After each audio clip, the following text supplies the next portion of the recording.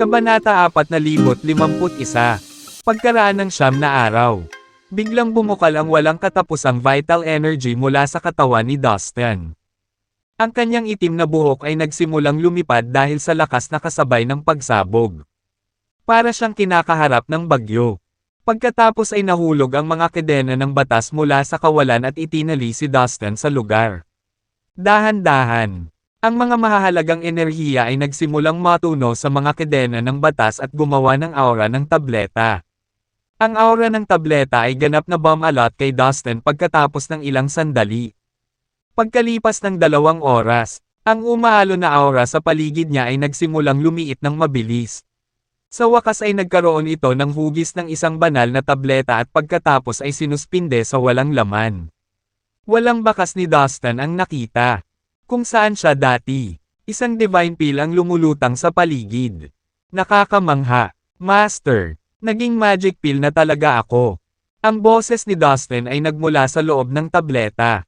Oo, at ang pill na ginawa mo ay napakabihirang. Sa katunayan, ito ang pinakamahalagang ginawa sa buong Sea of Chaos. Kahit na ang isang namamahala na Diyos ay makikita ang isang imposibleng pagtaas sa kanyang lakas kung gagawin niya ang kanyang mga kamay dito. Ngunit bumalik sa iyo bagaman. Maaari kang pumasok sa palayok ngayon. Gayunpaman, tandaan na ito ay katumbas ng proseso ng muling pagsilang. Dapat kang manatiling gising. Kung nakatulog ka o nawala ng malay, maaari kang maging isang aktwal na divine pill. Kapag nangyari iyon, kahit ako, hindi kita mailigtas. Paalala ng rebulto sa kanya. Nakuha ko, Master, sagot ni Dustin. Para bang ito ay buhay? Kung saan ito ay, ang banal na tableta na naging Dustin ay lumipad patungo sa pill refining pot, na nagliliyab na sa kakaibang uri ng apoy. Nakakamangha ang apoy na ito. Pagpasok pa lang niya sa kaldero, naramdaman ni Dustin na tuluyan na siyang nagliliyab na apoy at tumama sa kanya ang isang sabog ng hindi matiis na init. Malakas ang apoy na nagdulot ng sakit sa kanya. Abnormal na mainit ang apoy. Ito ay mas masahol pa kaysa sa anumang bagay na nakita ni Dustin at naramdaman niya na ang banal na tableta na ginawa niya ay malapit ng matuno. Iyon mismo ang nangyari. Ilang alon ng matinding sakit ang dumaan kay Dustin. Pakiramdam niya ay isa siyang multo na ngayon ay pinahihirapan sa kailaliman ng apoy ng impyerno. Kumapit siya ng may matinding kalooban ng ilang sandali. At sa wakas ay natunaw sa isang lusek. Dami-dami ang sakit sa bawat sandali at sa wakas ay hindi na niya ito napigilan pa. Arg! Napaungol siya sa hapdi. Napakakilabot ng apoy na kahit siya ay hindi makayanan ang sakit na dulot ng apoy nito. At hindi na ito nawala. Ang sakit ay nandoon sa buong oras. Makalipas ang 1 oras, ang likido ay muling naging isang tableta. Ngunit hindi iyon. Ang proseso ay kailangang ulitin ng maraming beses. Sa parehong nakakapang-alab na mga sabog ng sakit, si Dustin ay naging puddle muli at pagkatapos ay muling ginawang isang tableta. Ang kanyang katawan ay patuloy na dinadalisay.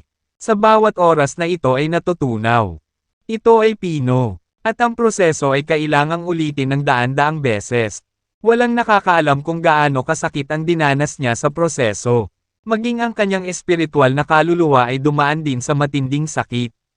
Ang apoy sa kaldero ay umiral ng ang Sea of Chaos ay nilikha.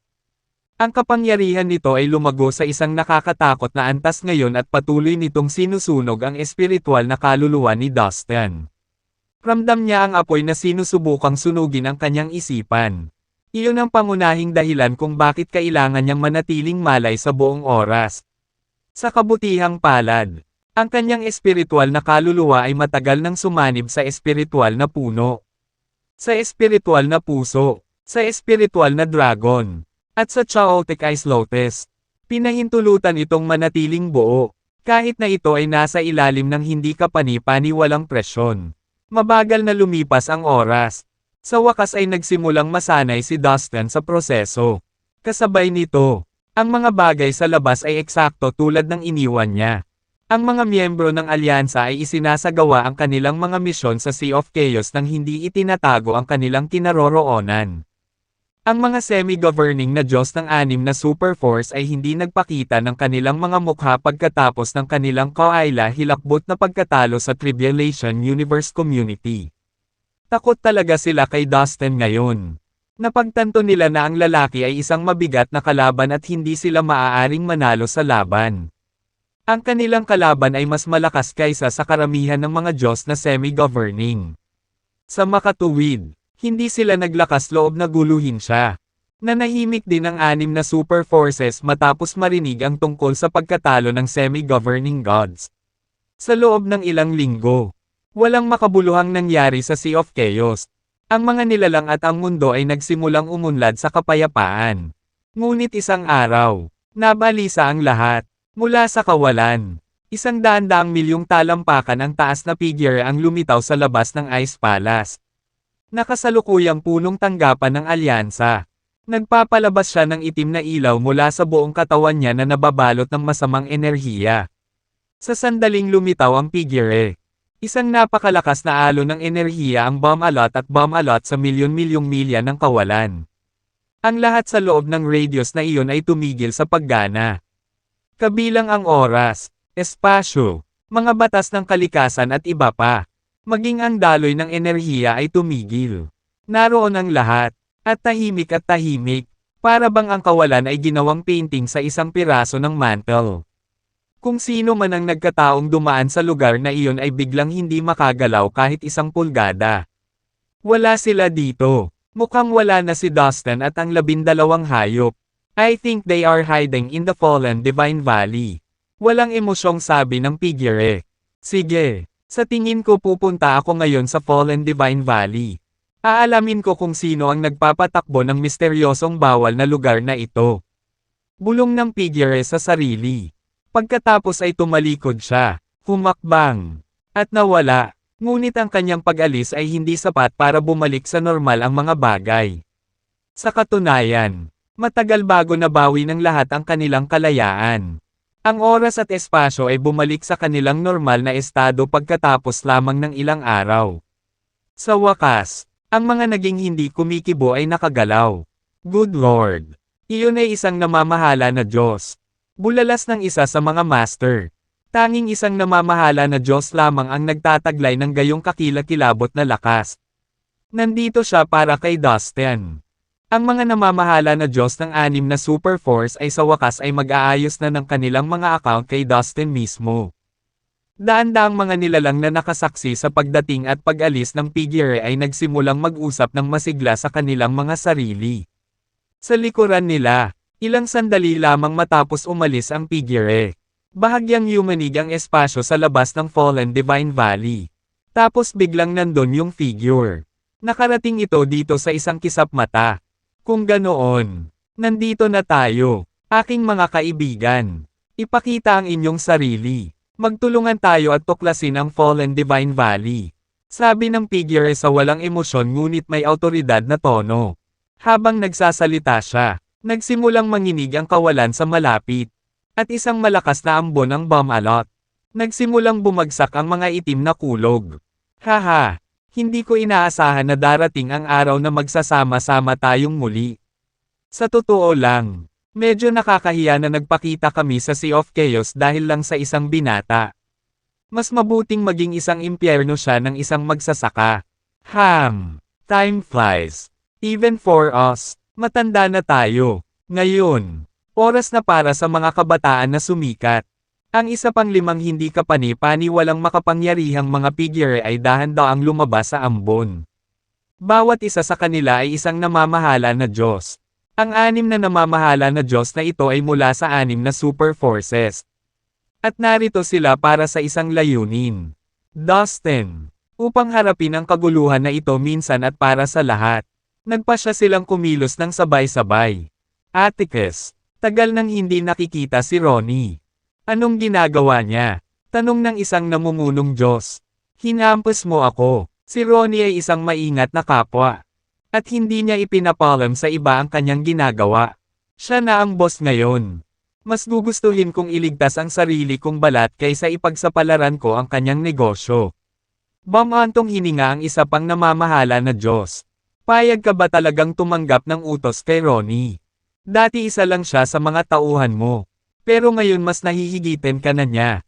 Ang pangatlong namamahala na Diyos ay sumingit. E ano ngayon?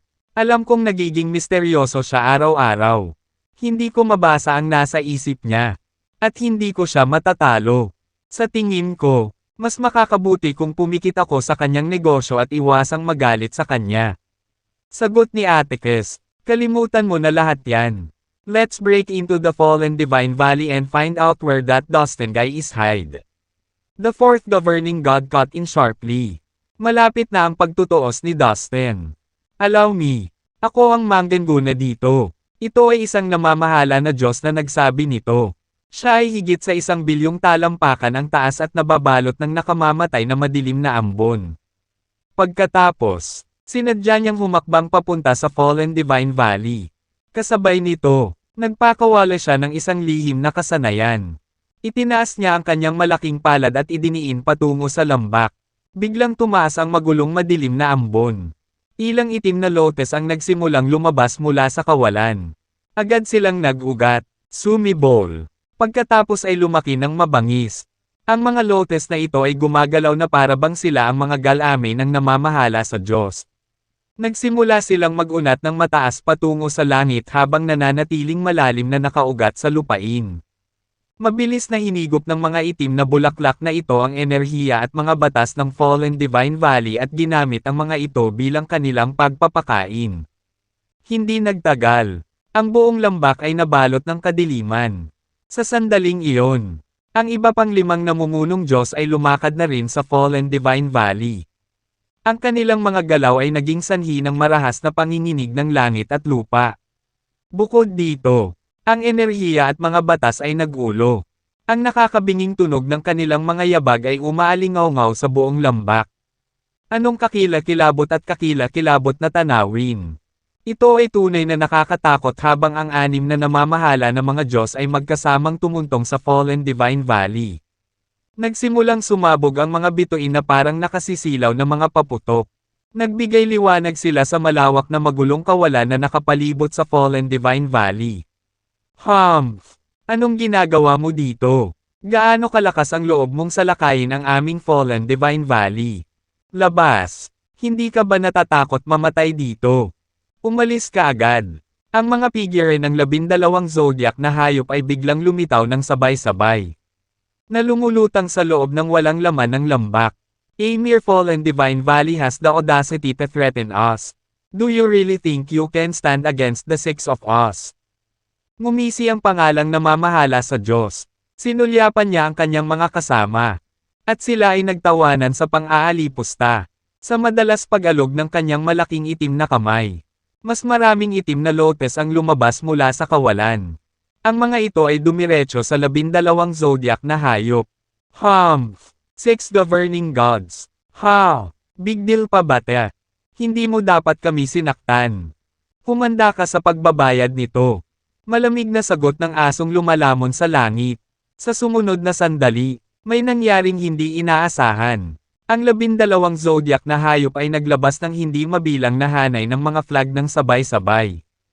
Itinapon nila ang mga ito sa kawalan ng ganoong bilis at pare-pareho. Ang mga array flag na ito ay mabilis na naka-embed sa iba pang espasyo ng Fallen Divine Valley. Sa sandaling sila ay nasa kanilang mga lugar. Sila ay agad na naging mga higanting bandila. Parang pinag-uugnay nila ang langit at lupa. Higit pa rito, gumawa sila ng mga nakakatakot na unos ng kapangyarihan ng batas. Kapansin-pansing binago nito ang oras at espasyo sa loob ng Fallen Divine Valley. Ang 6 na namamahala na Diyos ay lumingon sa direksyon ng isang malakas na bumubulusok na tunog. At doon, nakakita sila ng umiikot na puyo ng kapangyarihan. Naglabas ito ng napakalaking puwersa ng pagsipsip na nagmula sa gitna ng lambak. Ang lahat ng magulong enerhiya sa nakapalibot na kawalan ay agad na sinipsip sa lambak. Gayunpaman, hindi ito tumigil doon. Ang lakas ng pagsipsip ay patuloy na tumaas. Umabot pa ito mula sa Fallen Divine Valley hanggang sa mas malayong magulong kawalan. Sa bawat segundong lumipas, patuloy itong sumasaklaw sa mas malawak na lugar. Sa huli, Ang puwersang ito ay nakabalot sa halos kalahati ng Sea of Chaos. Ang lahat ng mga enerhiya at batas sa loob ng sakop na lugar ay patuloy na nagtitipon patungo sa Fallen Divine Valley. Dahil dito, ang aura na inilabas ng lambak ay nagiging higit na napakalaki. Habang pinapanood nila ang eksenang ito sa harap mismo ng kanilang mga mata. Ang anim na namamahala ng mga Diyos ay tila nabigla at hindi sigurado. Nasa loob na sila ng lambak. Ngunit tumigil sila sa pagsulong. Umalis na kayong lahat. Huwag na kayong babalik. Mabangis na umungal ang asong lumalamon sa langit habang nakaturo sa anim na namamahala na Diyos. Ang susunod na bagay na alam nila. Isang nakakatakot na hanay ang dahan-daang lumitaw sa loob ng Fallen Divine Valley. Sa isang malakas na dagandong. Isang bagay na kakaiba ang nagsimulang mangyari. Ang oras at espasyo sa loob ng lambak ay nagsimulang magbago ng husto. Umiikot ang lahat. Ang lupa at ang langit ay umindayog sa magkabilang panig. Higit pa rito, tila nagkaroon ng lamat sa pagitan ng espasyo at oras. Nalaman din ng anim na namamahala na Diyos na ang lupa sa ilalim ng kanilang mga paa ay gumagalaw sa napakabilis na bilis. Tumigil ka, sabay-sabay na sigaw ng anim na namamahala na Diyos. Kilala sila bilang mga namamahala na Diyos. Sa makatuwid, kung ano man ang kanilang idineklara ay dapat na mahigpit na ipatupad ng batas ng kalikasan. Bukod dito, ang mga batas na kinokontrol nila ay nasa orihinal nilang antas ng kaguluhan. Kapag naglabas na sila ng utos, ang orihinal na magulong batas ay dapat mapasailalim kaagad sa kanilang kontrol. Sa kanilang lubos na pagkagulat, ang kanilang mga sigaw ay hindi umubra. Ang orihinal na magulong batas sa loob ng Fallen Divine Valley ay hindi tumugon sa kanilang mga utos. Sa halip, ito ay naging mas magulo at nagkakagulo. Sa sumunod na sandali, napagtanto nilang may mali. What the hell? Paano nangyari ito? Inilipat na tayo sa Fallen Divine Valley. Ang mga namamahala na Diyos ay labis na nataranta nang makita silang nakatayo muli sa labas ng lambak. Kanina lang, nakatayo silang anim sa loob ng Fallen Divine Valley. Paano nangyari ito? Imposible. Ang anim na namamahala na Diyos ay lubusang nabalisa. Sila ang namamahala ng mga Diyos. Hindi sila makapaniwala sa nangyari. Paano sila magagalaw nang hindi nila napapansin? Nalipat na ang mismong lupang kanilang kinatatayuan at hindi nila alam. Ang kapangyarihan ng array na ito ay dapat na napakalakas. Medyo matagal bago naintindihan nila ang nangyayari. Nag-alinlangan ang anim na namamahala na Diyos habang nakatayo sila sa labas ng Fallen Divine Valley. Talaga, ito ang pinakamahiwagang bawal na lugar sa buong Sea of Chaos. Sinabi ng namamahala na Diyos na may maliwanag na ningning. Ito ay isang array lang. Kung kaming anim na namamahala na Diyos ay nahadlangan nito, natatakot ako na tiyak na kami ay magiging isang katatawanan. Kung ano man ang ginagawa nila, isa lang ang dapat nating gawin. Mag-away tayo. Ang namamahala na Diyos na may bangkay na miasma ay nagrally ng panunuya. Tama. Kailangan nating lumaban. Tayong anim na magkasama ay kayang harapin ang anumang bagay na nasa loob ng Fallen Divine Valley. At dahil nandito na tayo, ay obliterate na natin itong tinatawag na Forbidden Area. Ayokong magdala muli ng gulo si Dustin saan man sa Sea of Chaos. Ang iba pang mga namamahala na Diyos ay tumango lahat bilang pagsang-ayon. Mas determinado silang tumingin sa Fallen Divine Valley. Bilang malawak na kilala at kinatatakutan na namamahala sa mga Diyos. Lubos silang nagtitiwala na walang dapat na anumang lugar sa dagat ng chaos na hindi nila makapasok. Sa isang malakas na bumang ingay, inilunsad nila ang kanilang unang pag-atake. Ito ay nagmula sa namamahala na Diyos na may bangkay na miasma. Siya ay mula sa underworld. Isang malakas na sampal ang itinuro sa hanay sa lambak. Mula sa isang sulyap, maaaring ito ay mukhang isang casual na pag-atake.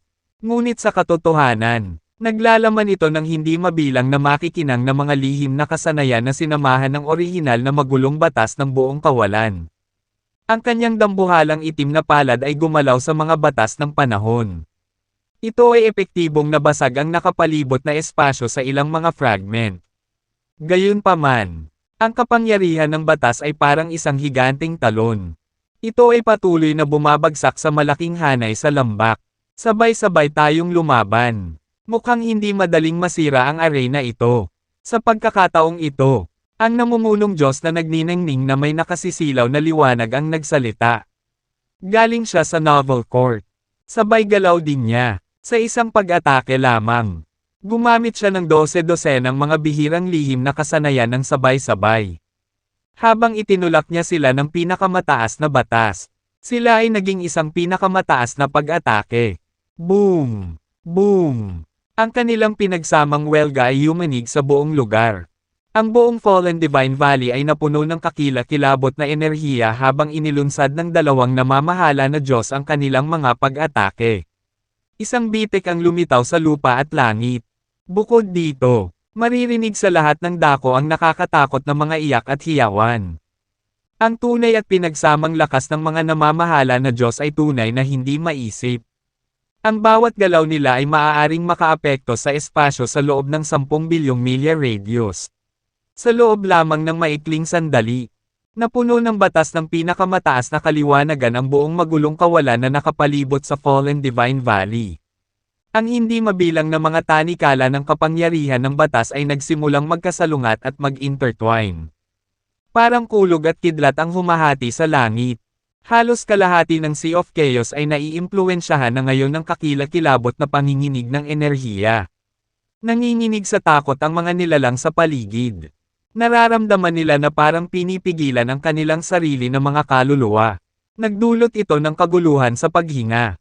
Sa kabilang banda, ang 12 zodiac na hayop ay nanatiling kalmado habang pinagmamasdan nilang mabuti ang mga pag-atake laban sa kanilang hanay. Ang mga namamahala na Diyos ay naglunsad ng isa pang pag-atake.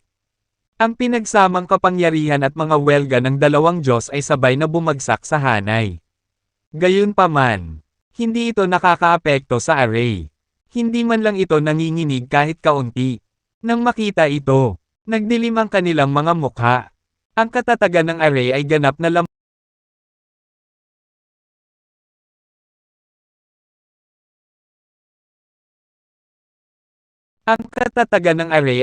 lampas sa kanilang mga inaasahan. Nagamit na nila ang halos walang porsyento ng kanilang buong lakas. Halata namang natigilan sila na hindi ito gumana. Hindi rin maitago ng ibang namumunong mga Diyos ang kanilang pagkagulat. Ang Fallen Divine Valley ay tiyak na ang pinakamisteryosong ipinagbabawal na lugar sa malawak na Sea of Chaos. Wala lang tayong maabot kahit isang gasgas sa kanilang depensa. Parang kailangan nating 6 na sabay-sabay na umatake. Iminungkahi ng namamahala na Diyos mula sa Novel Court. Gawin natin. Ang 6 na namamahala na Diyos ay sabay-sabay na sumulong. At huminga ng walang katapusang magulong enerhiya pati na rin ang orihinal na magulo ang mga batas sa kawalan. Ang ilan sa mga bituin sa malapit ay sinisipsop sa kanilang bibig. At agad na naging bahagi ng kanilang likas na enerhiya. Hindi nagtagal. Ang 6 na namamahala na Diyos ay nagsagawa ng pinag-isang pag-atake. Na ikinagulat ng buong Sea of Chaos. Sa puntong ito, nakuha nito ang atensyon ng hindi mabilang na mga master sa Sea of Chaos. Mula sa isang ligtas na distansya, napagmasdan nila ang kakila-kilabot na mga kaganapan habang sila ay nagbubukas. Ang 6 na namamahala na Diyos ay naglunsad ng hindi maisip na nakakatakot na pag-atake. Sa hanay na nakapalibot sa Fallen Divine Valley, napakaraming enerhiya, hindi mabilang na kapangyarihan ng batas at magic treasures. Lumusab sa lambak, gayunpaman. Ang kanilang mga pagsisikap ay walang kabuluhan. Sa sandaling ang kanilang lakas, kapangyarihan ng batas at mga kayamanan ng mahika ay nakipag-ugnayan sa proteksyon na simboryo na nabuo ng hanay. Sila ay sumabog sa milyon-milyong piraso. Ito ay tulad ng isang string ng mga marupok na bula na tumama sa isang matigas na bato. Nahati sa kawalan, sunod-sunod. Ang hanay na sumasakop sa Fallen Divine Valley ay solid. Sa ilalim ng gayong mga malalakas na pag-atake, hindi man lang ito natinag. At magdulot ng anumang pinsala. Ano? Paanong posible yun? Hindi ako makapaniwala na magkakaroon ng ganoong solid array. Siguradong nagbibiro ka. Ang 6 na namamahala na Diyos ay ganap na natulala. Hindi sila makapaniwala sa nangyayari sa harapan nila. Hindi ito maaaring maging totoo. Kahit na anim na mahusay na namamahala sa mga Diyos ay hindi maaaring makapinsala ng kaunti sa hanay. Naisip nila sa kanilang sarili. Hindi ako naniniwala na ang array ay hindi nababasag. Lahat ay may breaking point. Patuloy nating salakayin ito. Gusto kong makita kung gaano ito katagal. Sigaw ng isa sa mga namamahala na Diyos. Tumango bilang pagsang-ayon. Ang iba pang 5 namamahala na Diyos ay nagsama-sama at naglunsad ng nakakatakot na pag-atake sa hanay ng walang tigil. Napakalakas ng kanilang mga welga kaya niyanig nila ang buong Sea of Chaos. 1 araw, 2 araw, 3 araw. Dumarating at lumipas ang ilang araw. Ang 6 na namamahala na Diyos ay umaatake sa hanay ng hindi nagpapahinga. Ang nakakatakot na mga alon ng enerhiya na inilabas ng mga ito ay kumalat sa lahat ng direksyon at naramdaman. Maging ng malalayong mundo, sa Sea of Chaos, malinaw na nararamdaman ng mga nilalang at naninirahan sa halos 2/3 ng mga rehiyon ang pagbabago-bago ng enerhiya na kumakalat mula sa Fallen Divine Valley. Ang mga kalapit na lugar mula sa Fallen Divine Valley ay ang mga nagdusa ng husto. Ang nakatatakot na enerhiya ay tumama sa mga lugar na iyon, na naging sanhi ng hindi mapigil ang pagyanig. Nagdulot ito ng pinsala sa normal na buhay ng mga nilalang at lalo na sa kanilang paglilinaw. Dahil sa impact, naramdaman ng hindi mabilang na mga nilalang na nanlalambot ang kanilang mga binti sa takot na bumagsak sila sa lupa. Napasubsob sila sa kanilang mga tiyan. Nagdarasal na sana ay matapos na ang sakuna. Sa Sea of Chaos, maraming mga master, na nabalisa sa lahat ng pag-agulo at pagyanig. Ang lumabas mula sa kanilang mga lihim na silid. Umakyat sila sa hangin at tumingin sa direksyon ng Fallen Divine Valley. Hindi nakakagulat na ang Fallen Divine Valley ay itinuturing na isa sa mga pinakamahiwagang ipinagbabawal na lugar sa dagat ng Chaos. Lumalabas na mayroong napakagandang hanay na nagpoprotekta rito. Sa tingin ko, walang makakasira sa array na ito. Ang hanay na ito lamang ang makakagarantiya na ang Fallen Divine Valley ay mabubuhay ng walang hanggan. Maraming makapangyarihang magsasaka ang naobserbahan. 1 buong buwan na ang nakalipas mula nang magsimulang salakayin ng 6 na namamahala na Diyos ang hanay. Noong nakaraang buwan, ang Fallen Divine Valley ay naging sentro ng atensyon sa loob ng buong Sea of Chaos.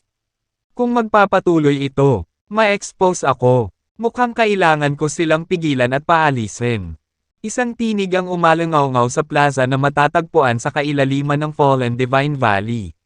Pagkatapos, isang halos hindi kapansin-pansing puwersa ang lumitaw sa plaza at nagpatuloy patungo sa pasukan ng lambak.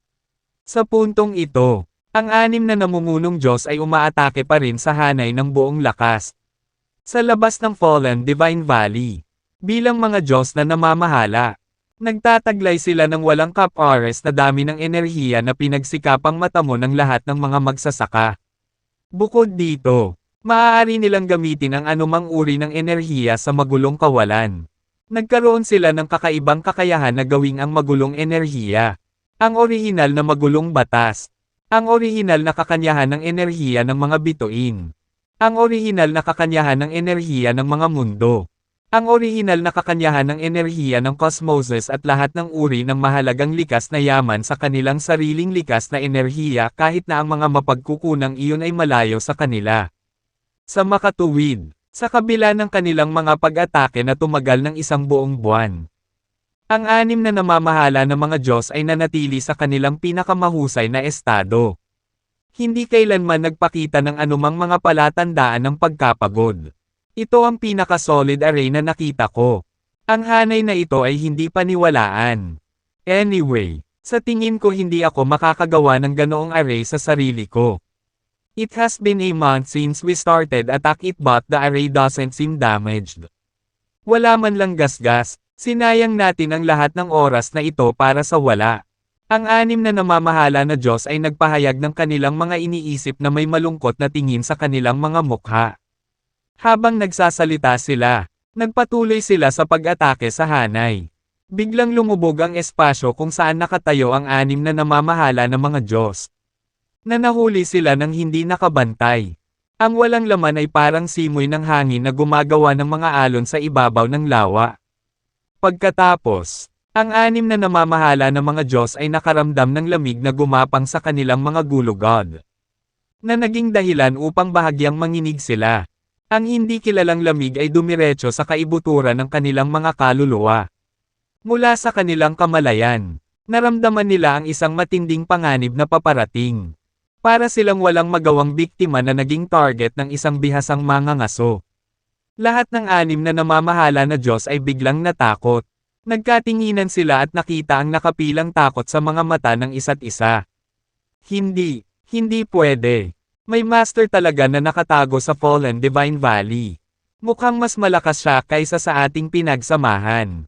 What the hell? Anong gagawin natin? Lalaban ba tayo o atras tayo? Ang anim na namamahala na Diyos ay nagmamadaling nag-usap sa isa't isa sa pamamagitan ng kanilang espiritual na kahulugan. The Fallen Divine Valley really deserves its reputation. Nagsisisi ako ngayon na minamaliit ko ito noon. Once I engage, I don't think I'm a match for the mysterious master. Ako rin. Hindi ko inaasahan na magkakaroon ng ganoong nakakatakot na pag-iral sa Fallen Divine Valley. Well, hindi bale. Sa ganoong kakila-kilabot na pagiging nagbabantay dito. Ang Fallen Divine Valley ay nararapat na maging pantay sa ating mga puwersa. Hindi karapat-dapat ang brat na iyon na ipagsapalaran natin ang ating buhay laban sa Fallen Divine Valley. Pagkatapos ng maikli at karagdagang talakayan, wala sa anim na namamahala na Diyos ang gustong magpatuloy sa pag-atake sa lambak. Ang kanilang pangunahing dahilan ay ang napakalaking puwersa na biglang nagmula sa Fallen Divine Valley na nagpatakot sa kanila hanggang sa kanilang kaibuturan. Bilang namamahala sa mga Diyos, sila ay kilala na walang takot. Inabot sila ng hindi mabilang na taon upang makarating sa kinaroroonan nila. Nakatayo sila sa tuktok ng kapangyarihan sa kabila ng dagat ng Chaos. At ang lahat ng mga nilalang ay kailangang yumukod sa kanila. Halos magkasing edad pa nga sila ng Sea of Chaos. Hindi naging madali para sa kanila na makamit ang mayroon sila ngayon. Kaya naman, hindi nila itataya ang kanilang buhay para sa anumang bagay. Kapag nakaramdam sila ng panganib na magdulot ng banta sa kanilang kaligtasan, madali silang mapapa-atras at tumakas. Walang pag-aalinlangan. Ang anim na namamahala na Diyos ay tumalikod. Humakbang at naglaho sa hangin. Buong bilis silang bumalik sa kani-kanilang mga lugar. At hindi nagpahinga sa daan. Nagmamadali silang umalis dahil naramdaman nila na ang kakila-kilabot na nilalang sa Fallen Divine Valley ay nanunood sa kanila. Teka, ano na lang ang nangyari? Ang anim na namamahala na Diyos ay biglang umalis, na parang sinusubukang lumayo sa isang bagay. Sumuko na ba sila? Ang anim na namamahala na Diyos ay umatake sa hanay sa loob ng isang buwan. Ngunit hindi man lang nila ito makalmat. Marahil iyon ang dahilan kung bakit sila umalis. Nang makitang umalis ang anim na namamahala na Diyos nang walang nakikitang dahilan. Hindi mabilang na mga master sa Sea of Chaos ang nagsimulang mag-usap sa kanilang mga sarili. Kahit na ang anim na namamahala sa Diyos ay kailangang sumuko sa pagsira sa Fallen Divine Valley. Ang Fallen Divine Valley ay talagang ang pinakamisteryosong ipinagbabawal na lugar sa Sea of Chaos. Ngunit hindi ko inaasahan na ang mga tao sa likod ng lugar na iyon ay ganoon kalakas. Ang pinaka-nakakaintriga na bahagi ay ang Dustin ay bina-back up ng Fallen Divine Valley. After what happened, I don't think that anyone will dare provoke the anyone from Alliance. Especially not Dustin. Halos lahat ng nilalang sa buong Sea of Chaos ay nasa state of shock. Hindi nila maiwasang talakayin kung paano umatras ang anim na namumunong Diyos mula sa Fallen Divine Valley. Samantala, sa isang liblib na lugar sa Fallen Divine Valley, isang nagliliyab na pil-refine ng pot ay nakatayo sa gitna ng square. Kasabay nito, lumutang ang isang banal na tableta kasama ang pagkislap ng apoy. Sana lang hindi ako nadiskubre. Napabuntong hininga ang estatwa habang iniisip ang nangyari. May masalimuot na ekspresyon sa mga mata nito habang nakatayo sa plaza. Iyon ang estatwa na naglabas ng tipak ng espiritual na aura, na natakot sa anim na namamahala na Diyos na nagtatangkang pumasok sa Fallen Divine Valley. Pagkatapos ng lahat, ang kaluluwang naninirahan sa loob ng rebeltong ito ay isang Diyos ng kaguluhan ang pinuno ng buong magulong espasyo. Ang kanyang kalagayan ay maaaring pinakamasama sa ngayon. Gayunpaman, isang piraso pa rin para sa kanya ang pagbabante sa kanilang namamahala sa mga Diyos. Ang kanyang kapangyarihan ay walang alinlangan na nakahihigit sa sinumang magsasaka na mas mababa sa kanyang antas. Well, I do think that it's just a matter of time bago nila ako mahanap. After all, I can't hide in here forever. Kapag dumating ang araw na iyon, iniisip ko kung ano ang mangyayari. Napangiti ng mapait ang estatwa sa isip nito. Kasabay nito, sa kanilang napakalayong magulong kawalan. Isang malalim, malamig, at walang awa na boses ang biglang umalangaw-ngaw. Naramdaman ko ang isang pamilyar na vibration na nagmumula sa direksyon na iyon. Don't tell me siya yon. Well, hindi na mabilang na taon nang nagtatago ang lalaking iyon. Pabaya lang ba siya? O sadyang inilabas niya ang kanyang aura? Halika sa pag-iisip tungkol dito. Hindi ko na rin maalala kung kailan ko siya huling nakita. Minsan hindi ko maiwasang isipin na namatay na siya. Bagaman, hindi ko akalain na ang mga palihim na matandang bastos na iyon ay mamamatay ng ganoon. Alam kong magpapakita sila balang araw. Isang panunuya ang lumitaw sa mukha ng nilalang kung saan nanggagaling ang malamig na boses. Bueno, ngayon, gagamitin ko muna ang aking mga kagamitan sa pakiramdam para malaman kung saang lugar nagtatago ang lalaking iyon. Patuloy ang boses, at kahit papaano ay tila kinikilig. Dahil doon, dahan-dahang nabuo ang isang higanting figure sa walang hanggan na kawalan. Habang unti-unting lumilinaw ang hitsura nito, mas kakaiba ang hitsura ng pangangatawan nito. Higit pa rito, ang napakalaking katawan ng nilalang na ito ay patuloy na napapaligiran ng malalakas na hangin at malakas na ulan. Ang ilang mga escarlate na thunderbolts ay lumabas mula sa napakalaking katawan nito at pinunit ang nakapalibot na espasyo. Boom! Biglang lumabas ang halimaw sa isang partikular na direksyon. Sa bawat hakbang na ginawa nito, ang espasyo at oras ay nabaluktot at mabilis na nagbabago. Ang mga fragment ng walang katapusang oras ay nabuo ang isang kalsada. Patuloy na umaabot sa harap ng mga paa nito. Mula sa kung ano ang hitsura nito, ito ay naglalakad sa isang walang katapusang oras ng ilog. Samantala, sa plaza sa likod ng Fallen Divine Valley, malabong naramdaman ng estatwa na may pamilyar na aura mula sa isang lugar na napakalayo. Na dumadaan sa magulong espasyong ito. Naghahalusinate lang ba ako? Nalantad ba ang aking kinaroroonan? Masama ang kutob ko dito. Oh, well, gaya nga ng sabi ko. Malalaman din nila kung nasaan ako sooner or later. Ipaubaya na lang natin sa tadhana ang lahat. Naisip ng estatwa. Nagpakawala pa ito ng buntong hininga. Kasabay nito, ang atensyon nito ay nakuha ng peel refining pot. Habang sumulyap ito sa kaldero, may napansin ito na ikinagulat nito. Kailan ito nangyari? Haharapin na ni Dustin ang Thunderstroke Doom. Boom! Ang banal na tableta ay biglang lumabas sa palayok. Pagkatapos, tuluyan na itong nag-transform sa katawan ni Dustin. Whoosh! Nagsimulang magtipon ang mga maitim na ulap sa itaas ng parisukat. Kasama ang nakakabinging mga kulog at kidlat na sumasabay sa mga ulap na ito. Master, ito na, malapit na ang Thunderstroke Doom ko. Umaasang sabi ni Dustin. Walang bakas ng takot sa mukha niya, bakas lang ng kilig. Matapos mapino sa peel refining pot sa loob ng mahigit isang buwan. Malapit na siyang makaranas ng Thunderstroke Doom. Ang rate ng paglilinang na ito ay talagang hindi karaniwan. Bagamat medyo sukdulan ang pamamaraan ng kanyang master, walang alinlangan itong nagpakita ng mga pambihirang resulta. Huwag mo na masyadong isipin. Mag-concentrate ka na lang at bantayan mo ang aura mo para hindi ka mag-leak kahit ano. Paalala ng estatwa kay Dustin sa isang mabagsik na boses. Oo, Master. Nagulat naman si Dustin sa kanyang mahigpit na amo, kaya naman agad niyang ginawa ang sinabi sa kanya.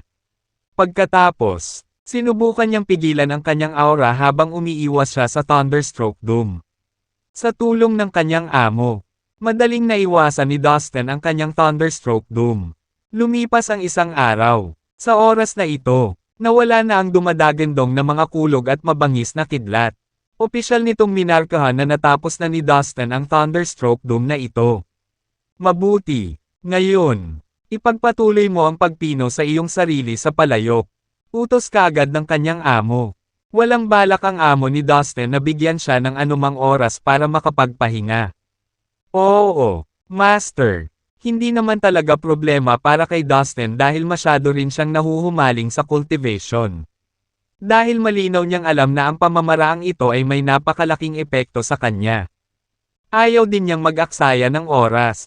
Sa halip, lalo nitong pinukaw ang kanyang sigla. Kaya naman, agad niyang ginamit ang Pill Transformation skill para gawing Divine Pill ang sarili. Pagkatapos ay tumalon siya sa Pill Refining Pot at nagpatuloy sa pagpino sa sarili sa pamamagitan ng apoy. Mabilis na lumipas ang oras habang nasa loob siya. Hindi man lang niya namalaya na isang buwan na pala ang lumipas mula nang pumasok siya. Master, sasailalim ako sa pangalawang Thunderstroke Doom. Tumalon muli si Dustin mula sa palayok at ipinaalam sa kanyang amo. Boom! Tulad ng una, nagsimulang kumulog ang mga kulog at kumikidlat mula sa langit sa itaas ng parisukat. Ginawa ni Dustin ang lahat ng kanyang makakaya upang ituon at gamitin ang lahat ng kanyang mga lihim na kakayahan upang maiwasan ang Thunderstroke Doom. Sa pagkakataong ito, walang pag-aalinlangan ang humadlang sa kanya upang mapagtagumpayan ito. Kahit na sa kanyang pinakahuling tagumpay. Ipinagpatuloy niya muli ang kanyang sarili pagkatapos. Nagtrabaho siya ng husto kaya pagkaraan ng mga isang buwan. Sasailalim na si Dustin sa isa pang Thunderstroke Doom. Dahil dito, ang mga maitim na ulap at marahas na kulog at kidlat ay tila nagtitipon sa itaas ng plaza minsan bawat buwan. Lumipas ang isang taon at ito ang naging paraan ng pamumuhay sa plaza. Samantala, walang bagong nabubuo sa Sea of Chaos mula nang simulan ni Dustin ang kakaibang paraan ng paglilinang na ito. Tila kinuha ng lahat ng mga angkan at cosmos ang pansamantalang panahon ng kapayapaan upang paunlarin at pagbutihin ang kanilang mga sarili. Sa puntong ito, ang alyansa ay tunay ding nakakuha ng matatag na hawak at katayuan sa Sea of Chaos. Walang sino man kahit ang 6 na super force ang nangahas na pukawin ang alyansa. Tiyak na malinaw na halos lahat ng mga nilalang ay nagpakita ng kanilang paggalang sa bawat miyembro ng alyansa. Dahil alam na si Dustin, ang pinuno ng alyansa, ay may lakas na lumaban sa ilang malagoverning na mga Diyos ng mag-isa. Natakot ang lahat ng puwersa ng Sea of Chaos na nag-iisip noon na lumaban sa alyansa. Higit pa rito, sinuportahan ng Fallen Divine Valley si Dustin. Ito ay isang ganap na misteryosong lugar na kahit na ang 6 na namamahala ng mga Diyos ay hindi maaaring pasukin. Ilang pagsubok na ang pinagdaanan ng alyansa. Ang kanilang lakas ay nasubok ng napakaraming kilalang mga master. Kaya halos lahat ng mga nilalang ay kinikilala ang kanilang kataasan. Sa ngayon, hindi lang 6 na super force ang nasa Sea of Chaos. May 7, mula sa labis na minamaliit at minamaliit. Ang alyansa ay bumangon at gumawa ng pahayag sa buong Sea of Chaos. Sa kasalukuyan, ang Ice Palace ang nagsilbing punong tanggapan ng alyansa. Ang teleportation array nito ay konektado pa nga sa 3,000 malaki at maliliit na universo. Sa makatuwid, ang mga nilalang ng 3,000 malaki at maliliit na universo ay nagkaroon din ng pagkakataon na lumabas at malayang gumalaw sa Sea of Chaos. Pagkatapos ng lahat, kumpara sa 3,000 malaki at maliit na universo, ang Sea of Chaos ay halos walang limitasyong espasyo. 1/3. Para mabilis na mapahusay ang isang cultivator ang kanyang mga kakayahan. Kinakailangan niyang makipagsapalaran at sanayin sa mas malawak na espasyo na magbibigay sa kanya ng mas magandang pagkakataon. Noong nakaraan, ang 3,000 malaki at maliit na universo ay itinuturing na napakahina. Mahirap para sa mga nilalang na naninirahan doon na magkaroon ng pagkakataong lumabas at pagbutihin ang kanilang paglilinang.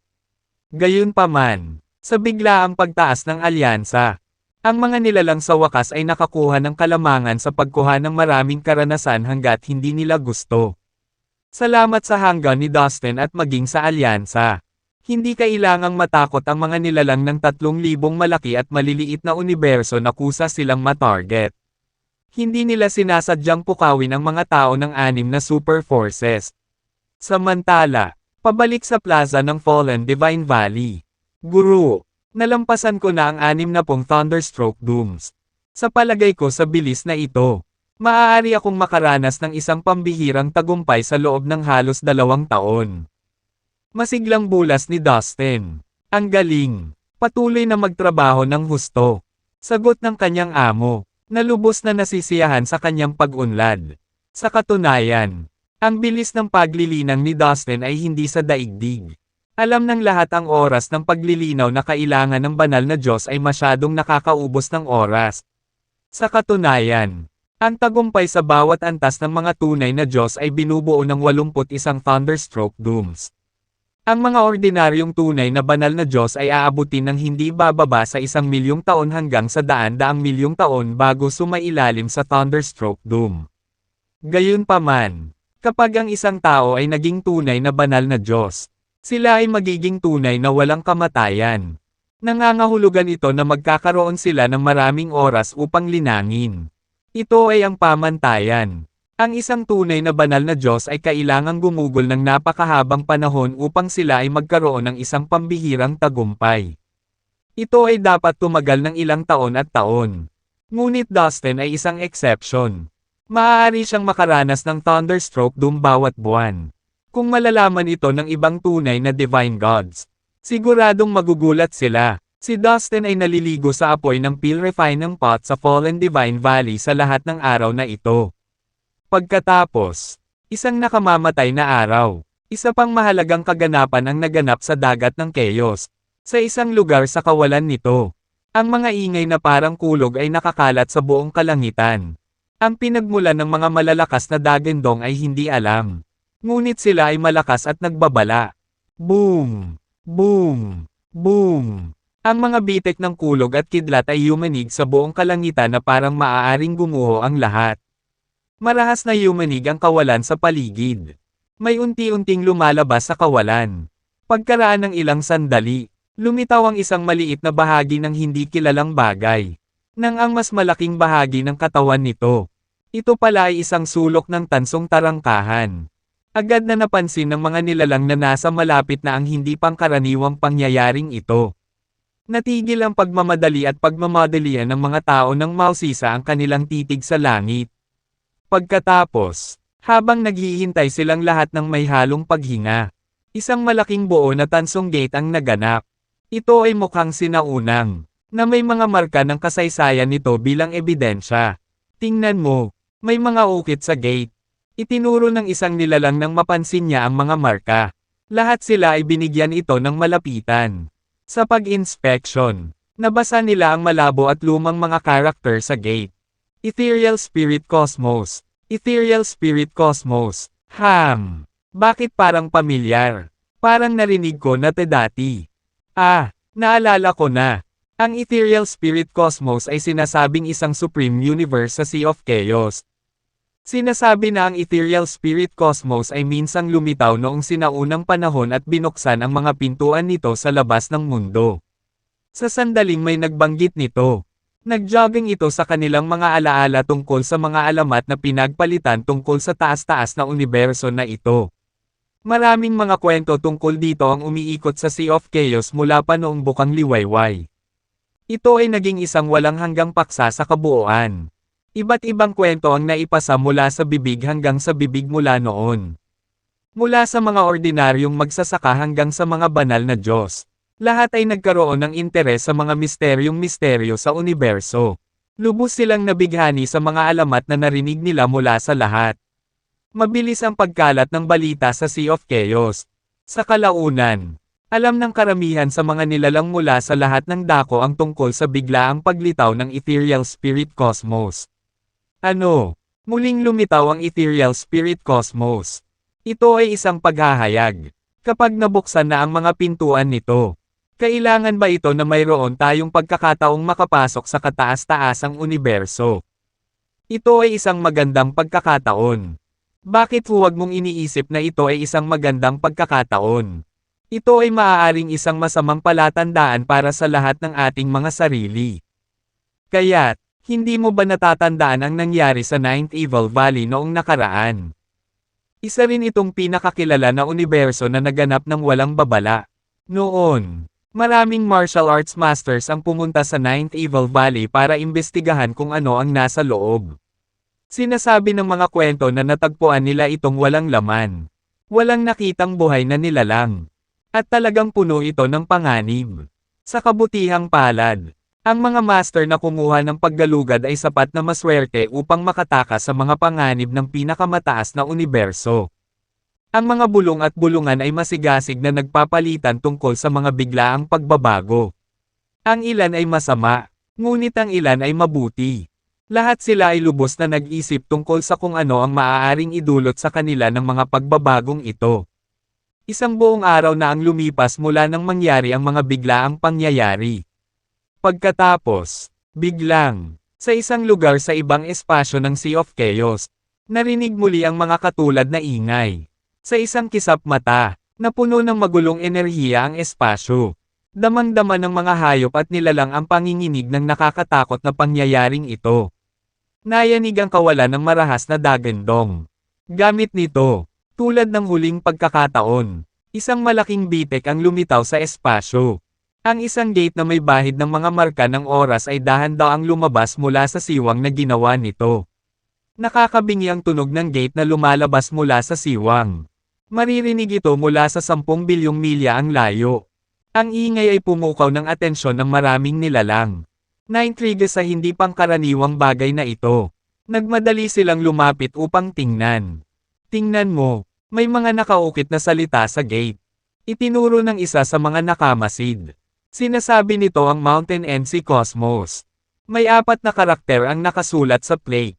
Agad na binasa ng mga nilalang ang nakasulat. Mountain NC Cosmos. Hindi ba ito ay isa pang maalamat na kataas-taasang universo? Ano ang nangyayari? 2 pinakamataas na universo ang lumitaw sa ngayon. Samot-saring reaksyon dito ang nabuong pulutong. Ang ilan ay nasa sabik dahil ito ay mapupuno ng mga kayamanan na makakatulong sa kanilang paglilinang. Sa kabilang banda, ang ilan ay nag-aalala dahil ito ay maaaring isa pang sakuna na naghihintay na mangyari. Ang balita ng muling paglitaw ng Mountain at si Cosmos ay mabilis na kumalat sa buong Sea of Chaos. Hindi na kailangang sabihin. Ang nakakagulat na balita ay pumukaw ng nakatutuwang pansin. Sa loob ng mahabang panahon, ito ang naging usapan sa buong Sea of Chaos. Medyo mabagal na lumipas ang oras dahil sa sunod-sunod na mga pangyayari.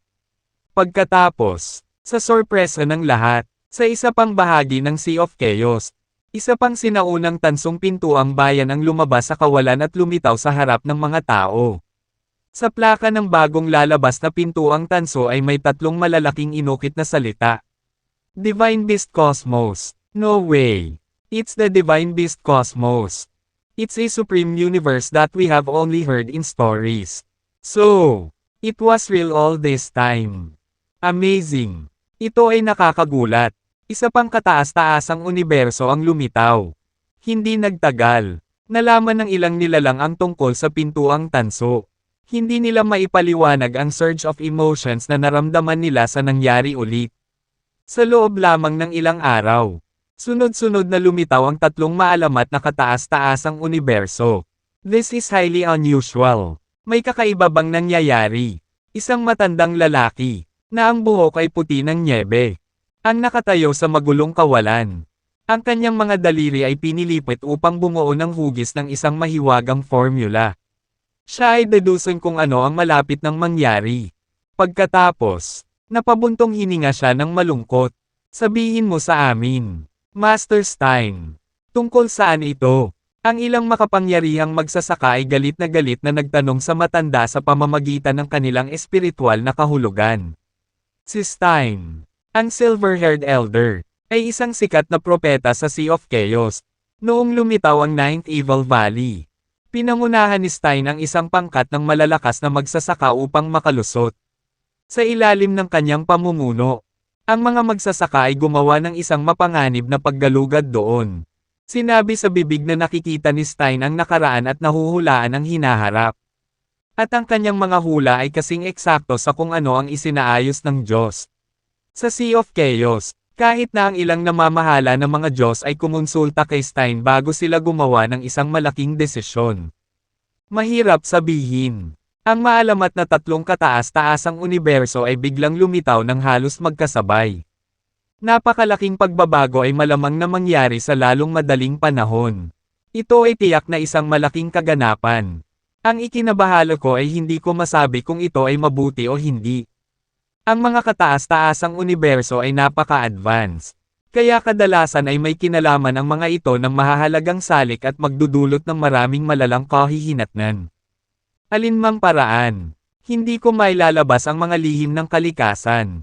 Sa harap ng napakaraming tanong ng maraming martial arts masters, umiling si Stein at bumantong hininga. Halatang nagtatago siya ng napakalaking impormasyon mula sa kanyang mga kasamahan. Nag-aatubili siyang magsalita dito. Parang may tinatago siya.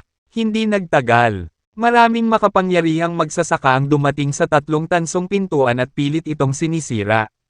Gayunpaman, ang tatlong tansong pinto ay mahigpit na selyado. At hindi sila natinag. Sila ay tila hindi nababasag. Parami ng parami ang mga magsasaka sa kalaunan ay nagsisiksikan. Kahit ilang ordinaryong magsasaka ay sumubok din. Sinubukan nila ang iba't ibang uri ng mabubuhay na paraan upang buksan ang pinto. Gayunpaman, walang nagtagumpay. Gaano man sila kahirap, wala kahit isa sa kanila ang lumapit sa pagbukas ng mga pintuang tanso. Sa kalaunan, ang tatlong tansong pintuan ay naging pandamdam ng buong dagat ng chaos. Hindi mabilang na mga nilalang ang nakarinig tungkol sa balita at nagpunta doon upang tingnan. Nagsisiksikan silang lahat sa harap ng tatlong pintuang tanso. Sila ay nanood, nag-usap at sinubukang pumasok. Ang tatlong tansong pintuan ay parang tatlong sikat na magagandang lugar sa dagat ng chaos. Unti-unting lumipas ang oras. Ilang taon na ang lumipas mula nang lumitaw ang tatlong pintuang tanso. Si Dustin naman ay nagtatanim pa sa Fallen Divine Valley.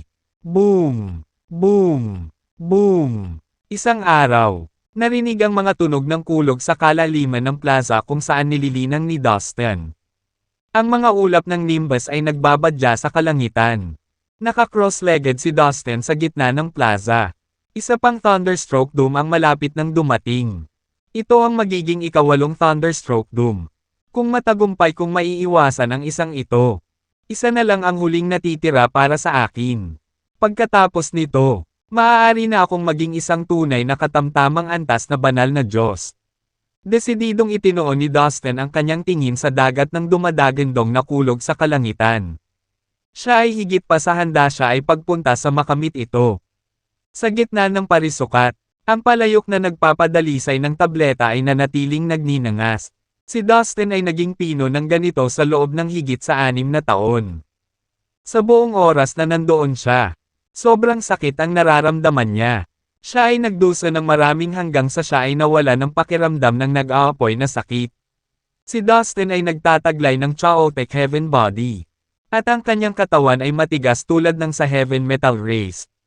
Bukod doon, nag-iiba siya ng mga mahiwagang kayamanan bilang ang mga nagmamay-ari ng puno. Ang pagtatayo ng mga puso. Ang paglilinis ng dragon sa chaotic ice lotus. Dahil sa lahat ng mga salik na ito, hindi siya napinsala. Ang kanyang kaluluwa ay ligtas din.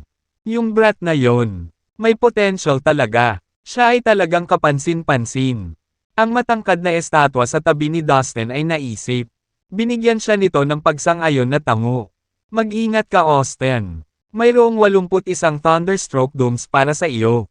Kung mas malayo ka, mas magiging mahirap ito. Kakailanganin mong harapin ang mas malalaking panganib. Maging lubhang maingat. Nalampasan mo na ang napakaraming Thunderstroke Dooms. Huwag mong hayaang masayang ang lahat ng iyong pagsisikap sa huling dalawa. Paalala ng rebulto sa kanya. Naiintindihan. Master. Tumango si Dustin. Sa wakas, natapos na ang Thunderstroke Doom. Tumayo si Dustin at tiningnan ang Thunderstroke Doom sa ere. Sa sandaling iyon, naramdaman niya na puno ng napakalaking enerhiya ang kanyang katawan. Isa pang Thunderstroke Doom at makakalusot na ako. Dahil dito, Walang pahinga si Dustin. Agad niyang ginamit ang pill transformation skill at ginawang pill ang sarili. Na pagkatapos ay tumalon sa pill refining pot sa gitna ng square. Sa loob ng palayok, nagngangalit ang apoy. Ang init ay sumisikat, at ang temperatura ay napakataas. Sa ganitong estado, ang lahat ng uri ng mga banal na Diyos at maging ang mga semi-governing na mga Diyos ay hindi kailanman maglalakas loob na pumasok sa palayok. Gayunpaman, 6 na taon na ang ginugol ni Dustin sa pill refining pot. Sa nakalipas na 6 na taon, ang banal na tableta na ginawa ni Dustin ay patuloy na natutunaw sa likido at pagkatapos ay muling ginawa ang isang tableta. Ilang beses na niyang naranasan ang ganoong proseso at hindi na bago dito. Nakalimutan na niya ang matinding sakit na dinanas ng kanyang katawan. Kung sa bagay, naging manhid na siya dito. Gayunpaman, ang pagdurusa ay wala kong ihahambing sa mga halatang hilera. Sa buong panahon niya sa loob ng palayok, nararamdaman ni Dustin na gumaganda ang kanyang pisikal na lakas araw-araw. Ang iba pang mga lihim na kaharian sa kanyang katawan ay patuloy na lumalaki at umuunlad. Sa kalaunan, ang bawat lihim na kaharian ay magiging isang malaking mundo, habang ang kanyang pisikal na katawan ay nakaranas ng paglaki. Ang kanyang mga kaluluwa ay naging mas malakas din sa buong proseso ng paulit-ulit na pagpipino. Walang oras na ang nakahulugan sa kanyang soul ay hindi umaalingaw-ngaw at umuungal. Sa sobrang daming nangyayari, lumipad ang oras na parang palaso. Lumipas ang isa pang buwan. Ang langit sa itaas ng parisukat ay muling natakpan ng maitim na ulap.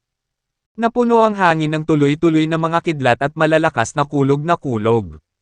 Whoosh! Biglang may lumabas na magic pill mula sa pill refining pot at bago pa ito makadapa sa lupa. Nag-transform ito bilang Dustin. Ang ika-81 Thunderstroke Doom.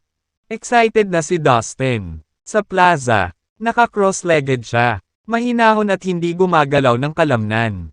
Sinusubukan ng kanyang makakaya upang pigilan ang kanyang aura. Gaya ng inaasahan. Ang huling Thunderstroke Doom ang pinakamahirap.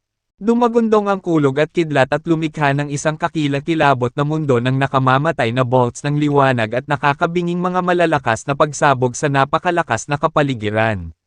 Napakaraming mabangis na kulog at kidlat na nilalang ang umuungal at marahas na tumitig kay Dustin sa ibaba. Na handang sumugod sa anumang oras. Kung may maingat na magbibilang, makikita nila na mayroon talagang 81 uri ng kidlat sa itaas ng ulo ni Dustin. Well, ito ay talagang kawili-wili. Haharapin ni Dustin ang Thunderstroke Doom sa antas na ito. Ibig sabihin, siya ay may sapat na talento at may malaking potensyal. Isang tinig ng kasiyahan ang lumabas mula sa rebulto. Lumipas ang 10 araw. Ngunit ang Thunderstroke Doom sa itaas ng parisukat ay hindi pa bumagsak. Ito ay dahil hindi nito tumpak na mahanap ang aura ni Dustin at makumpirma ang posisyon nito. Ginamit ni Dustin ang lihim na kasanayang itinuro ng kanyang master sa estatwa. At kasabay nito, ginamit din niya ang lihim na reincarnation skill upang baguhin ang maliit na espasyo kung nasaan siya. Sa isang maliit na malayang mundo. Ang maliit na independenteng mundo ay ganap na nakahiwalay sa nakapalibot na espasyo. Bukod dito, mayroon itong sariling rate ng daloy ng oras at sumunod sa sarili nitong batas ng espasyo. Dahil dito, halos imposible para sa Thunderstroke Doom na makita ang maliit na mundo at mahanap ang aura ni Dustin. Hindi ka taka-taka, isa pang 10 araw ang lumipas. Sa kalangitan, nagsimulang unti-unting naglaho ang nakakatakot na napakalakas na kulog at kidlat pati na rin ang maitim na ulap. Hindi nagtagal, nawala na rin ang Thunderstroke Doom. Pagkaalis nito ay nagsimulang mag-transform ang katawan ni Dustin. Ang kanyang pisikal na pagkatao ay nagningning ng maliwanag. At biglang may mga nakakabinging pag-awit. Ang walang katapusang magulong enerhiya ay lumundag sa katawan ni Dustin. Sa sandaling ito, pakiramdam niya ay mayroon siyang walang katapusang lakas na nakapaloob sa kanyang katawan ng tao. Ito ang aktwal na pakiramdam ng pagiging isang tunay na medium grade na banal na Diyos. Bulong ni Dustin sa sarili. Kasabay nito, nagulat siya nang makitang ang kanyang katawan, lalo na ang mga lihim na kaharian, ay sumasailalim din sa isang malaking pagbabago. Ang mga butil ng energy essence ay umuusok mula sa 5 lihim na kaharian sa loob ng kanyang katawan. At namumuo sa itaas ng kanyang ulo. Sa bawat lihim na kaharian, mayroong isang Diyos na nagsagawa ng mga spells.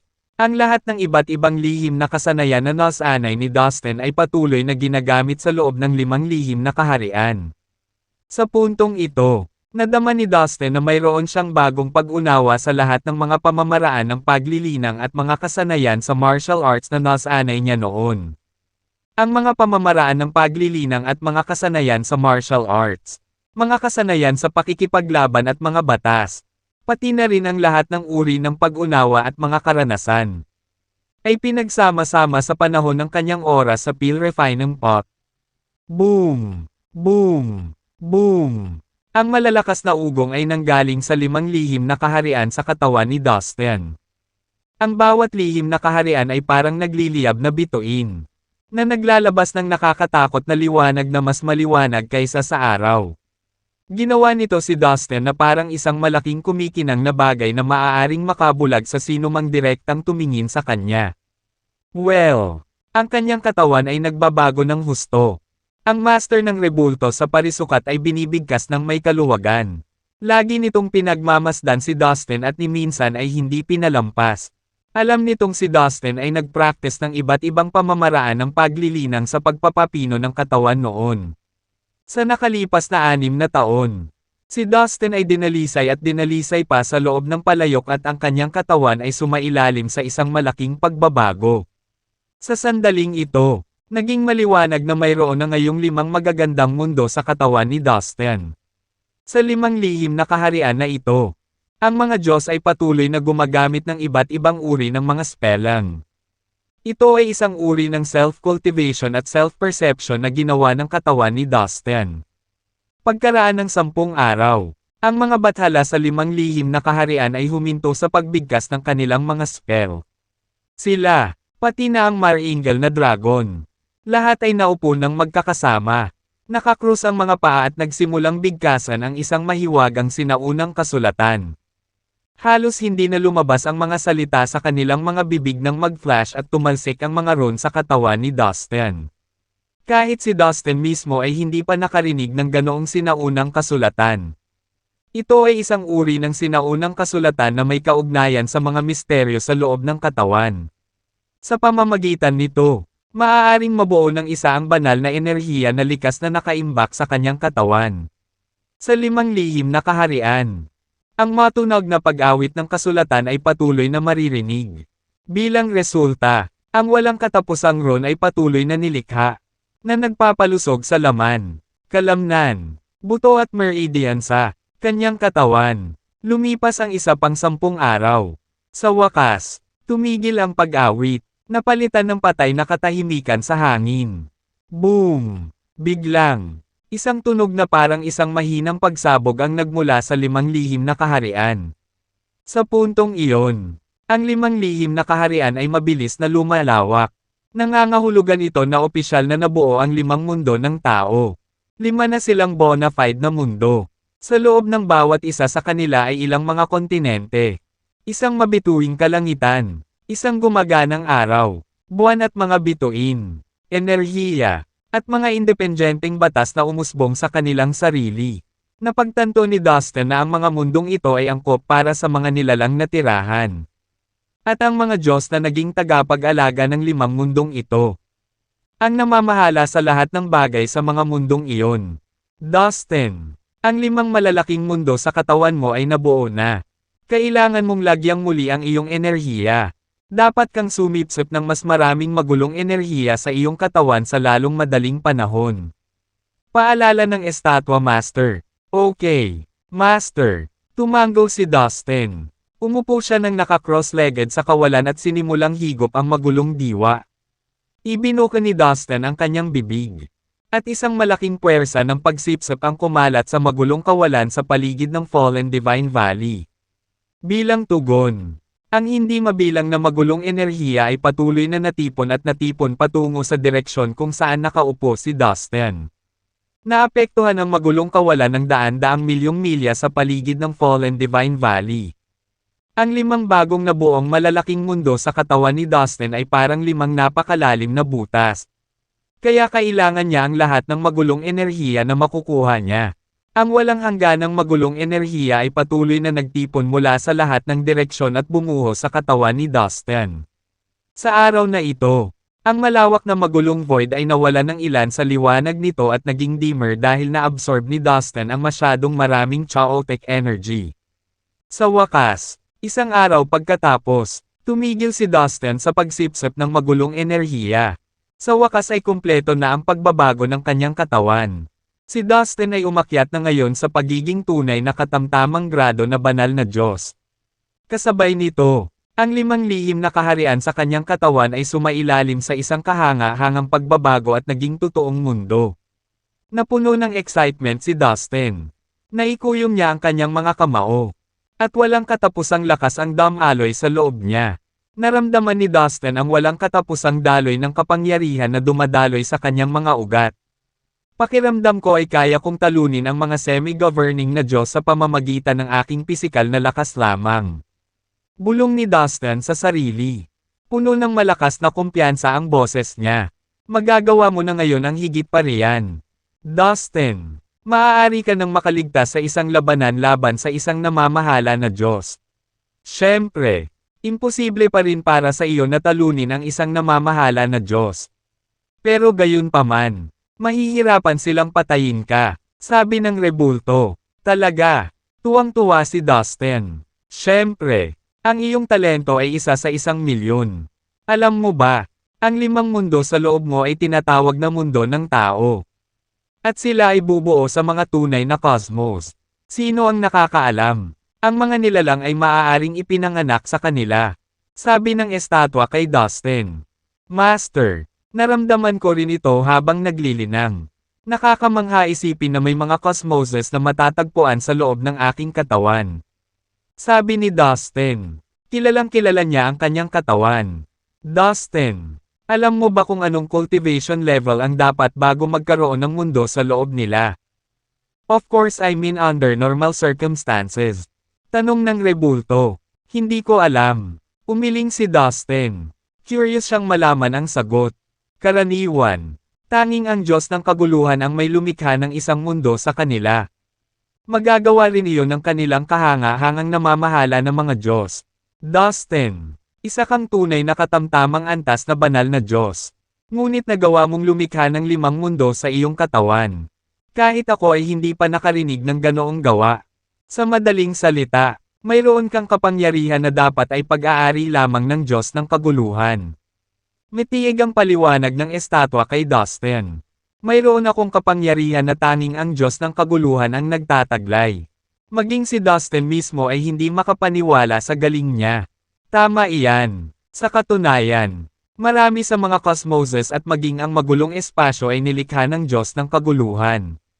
Sa makatuwid, ang mga Diyos ng kaguluhan ay ang mga pinuno ng mundo at pinapanatili ang lahat sa ilalim ng kontrol. Sabi ng rebulto, nakita ko, nagulat si Dustin sa narinig. Bago ang pag-uusap na ito, narinig niya ang kanilang mga alamat tungkol sa pinagmulan ng kalawakan at cosmos. Mayroong 3 posibleng paliwanag ayon sa mga alamat na ito. Ang una ay ang cosmos ay nabuo ng natural nang walang sino mang gumagawa nito. Lahat ng uri ng mga batas, enerhiya at materyales ay nagtipon at nabuo ang cosmos na alam nila ngayon. Ang pangalawa ay isang cosmos ay nilikha ng Diyos ng kaguluhan. Ang pangatlo ay ang mga cosmoses ay lumaki mula sa magulong puno ng mundo. Nagkaroon ng magulong puno sa mundo sa fallen immortal cosmos. Dahil nakita niya ang puno gamit ang sarili niyang 2 mata. Naniniwala siya na ang alamat na ito ang tunay na dahilan ng pinagmulan ng cosmoses. Hindi pa niya na-verify ang una at pangalawang alamat. Ngayon, ayon sa rebulto, alam niya na ang pangalawa ay totoo. Siya nga pala, Master, ikaw mismo ay Diyos ng kaguluhan. Lumikha ka rin ba ng mga mundo? Tanong ni Dustin dahil sa curiosity. Siyempre ginawa ko, sagot ng rebulto. Pero hindi ko mabanggit ang aking pangalan o ang aking nakaraan. Kung hindi, ako ay malantad, at ang aking kaaway ay darating para sa akin. Kaya hindi ko masabi sa iyo ang tungkol sa aking sarili. Pero pangako, malalaman mo rin sa hinaharap. Ang kailangan mong gawin ngayon ay palakasin ang iyong sarili. Sabi ng rebulto. Naiintindihan ko po, Master. Kahit na curious pa siya. Mas alam ni Dustin kaysa magtanong pa. 6 na taon na ang nakakalipas simula nang pumunta ka dito. Oras na para lumabas ka. Tandaan, maaari ka na ngayong makatakas ng hindi nasaktan mula sa mga pag-atake ng isang namamahala na Diyos. Maaari ka na ngayong ligtas na gumala sa buong Sea of Chaos. Wala nang dahilan para mag-alala pa ako. Ngunit tandaan na hindi ka pa rin katugma sa mga namamahala na Diyos. Kapag nahaharap ka sa maraming namamahala na Diyos, dapat mong sabihin sa akin kaagad. Pagkatapos ay babalikan kita. Babala ng rebulto kay Dustin. Gagawin ko. Ang pagnanais na galugarin ay kumukulo sa loob ng Dustin sa pinakamatagal na panahon ngayon. Matagal kong hinintay ang sandaling ito. Ngayon ay maaari na akong tumakas mula sa isang namamahala na Diyos. Nangangahulugan ito na maaari akong pumunta saan man sa Sea of Chaos. Walang sino man ang maaaring magdulot ng pananakot sa akin. Hindi ka panipaniwala. Isang malawak na ngiti ang pinakawalan ni Dustin nang maisip niya ito. Pero hindi ka madadala. Ang mga mundo ay mas mapanganib kaysa sa maaari mong isipin. Isang taong kasing lakas ko ang napilitang magtago dito para mabuhay. Hindi mo kailangang magpakita ng kahit ano. Tandaan, huwag hayaang pumasok sa iyong isipan ang walang kabuluhang tagumpay na ito. Babala ng estatwa kay Dustin. Ang sinabi nito ang nagpabalik sa katinoan ni Dustin. Ang aking amo ay dating Diyos ng kaguluhan. Kahit na ganoon siya kalakas, kailangan niyang magtago dito para hindi siya makita ng kanyang kaaway. Naging proud ako at naging kampante at naisip kong magagawa ko ang lahat ng gusto ko. Hindi maganda yon. Kung hindi dahil sa babala ni Master. Baka hinukay ko na rin ang libingan ko. Pagmuni-muni ni Dustin sa sarili. Ang kanyang damit ay basang-basa ng malamig na pawis. Salamat sa iyong payo, Master. Pasasalamat na sabi ni Dustin sa estatwa habang nakayuko dito. Para sa isang tunay na katamtamang antas na banal na Diyos tulad niya. Ang isang epiphany kung minsan ay mas mahirap makamit kaysa sa isang pambihirang tagumpay sa mahahalagang larangan ng enerhiya. Maglilinang ako sa pag-iisa sa mga susunod na araw. Dustin, pwede ka nang umalis. Pakiramdam ko ay may napipintong pagbabago ang mangyayari sa Sea of Chaos. Marahil, ito ay papasok sa isang madilim at miserableng panahon. Baka tuluyang masira ang magulong espasyong ito na matagal ko nang naaalala. Ingatan mo ang sarili mo. Paalala ng rebulto. Sa sandaling matapos magsalita, isang napakalaking puwersa ng teleportasyon ang bumalot kay Dustin at pinalabas siya sa plaza. Pagkatapos, ang malaking parisukat ay unti-unting naglaho sa manipis na hangin. Tumingin si Dustin sa likod at wala nang makita ang plaza. Pinakawalan niya ang kanyang iniisip na pakiramdam at hindi niya ito maramdaman. Mukhang talagang maglilinang ang master na iyon sa pag-iisa. Napaisip si Dustin sa sarili. Nagdulot ng panginginig sa kanyang likuran ang sinabi ng estatwa. Gusto niyang magtanong tungkol dito ngunit hindi na siya nabigyan ng pagkakataon. Kaya tumalikod na si Dustin at umalis. Sa wakas nagpakita ka na. Dustin, ikaw ay naging isang tunay na medium grade na banal na Diyos. Good job. Mukhang hindi ka nawala ng 6 na taon para sa wala. Nang makita ng 12 hayop si Dustin, dali-dali silang nagtungo sa kanya. Mga sir, kanina pa po, natuwa din si Dustin nang makita sila. Kung tutuusin, sila ang ilan sa mga pinagkakatiwalaang kakampi niya. Mga Ginoo, ang aking Panginoon ay maglilinang sa pag-iisa sa loob ng isang panahon. Tere na at tuklasin muli ang Sea of Chaos. Sabi ni Dustin sa 12 hayop. Haha, that's great. I love this idea. I have been planning to go out to walk. Natuwa ang tigre sa narinig at nagpahayag ng suporta. Nagkasundo si Dustin at ang 12 zodiac animals at agad silang umalis sa kanilang paglalakbay. Sa kabutihang palad, wala silang masyadong dapat ipag-alala dahil ang Fallen Divine Valley ay binabantayan ng master ng statue ni Dustin. Mga Ginoo, Balak ko munang bumalik sa 3,000 malaki at maliliit na universo. Biglang tumikim si Dustin. Sure. Go ahead. Wala naman tayong masyadong gagawin dito. So I think hindi na mahalaga ang landas natin. Sabi ng 12 zodiac animals. Nakagalit ka ng napakaraming namamahala ng mga Diyos na palagi kang malalagay sa problema kahit saan ka pumunta. Ngunit hindi mo kailangang matakot sa sino man. Kung sino man sa mga namamahala na Diyos ang sumubok na sundan tayo. Ibibigay nila ang kanilang mga asno sa kanilang sarili.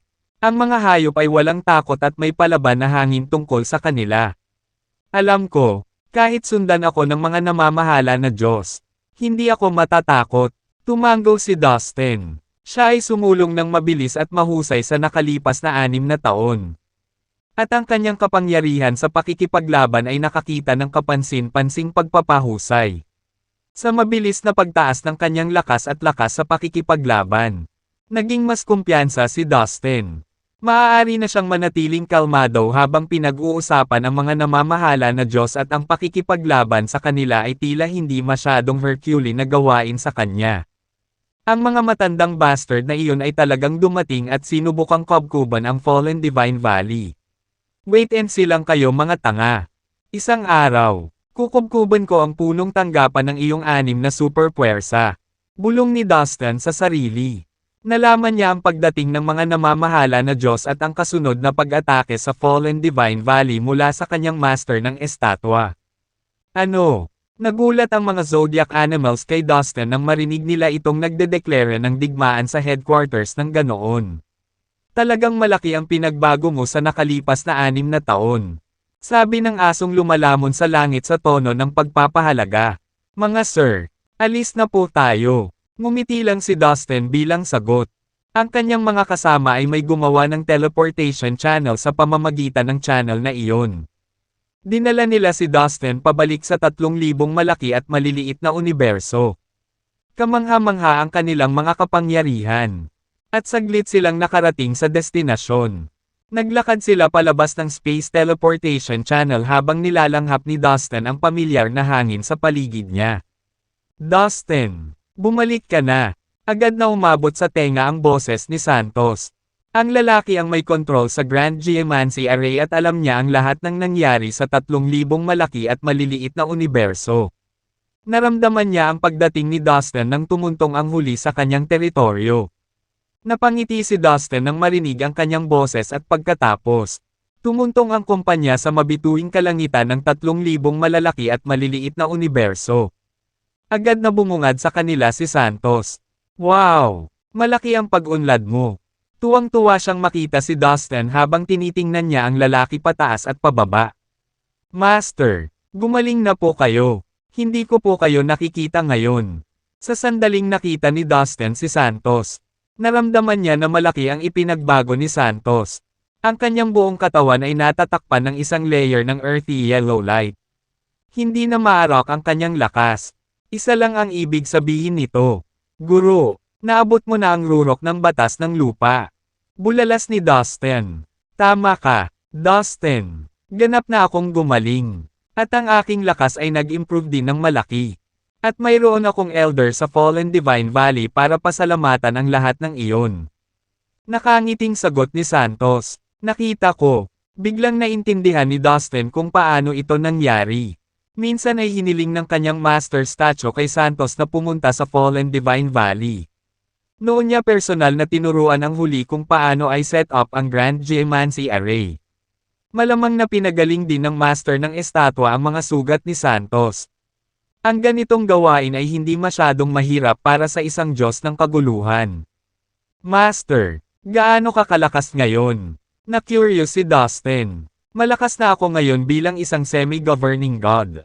Sa katunayan, masasabi mong mas malakas ako.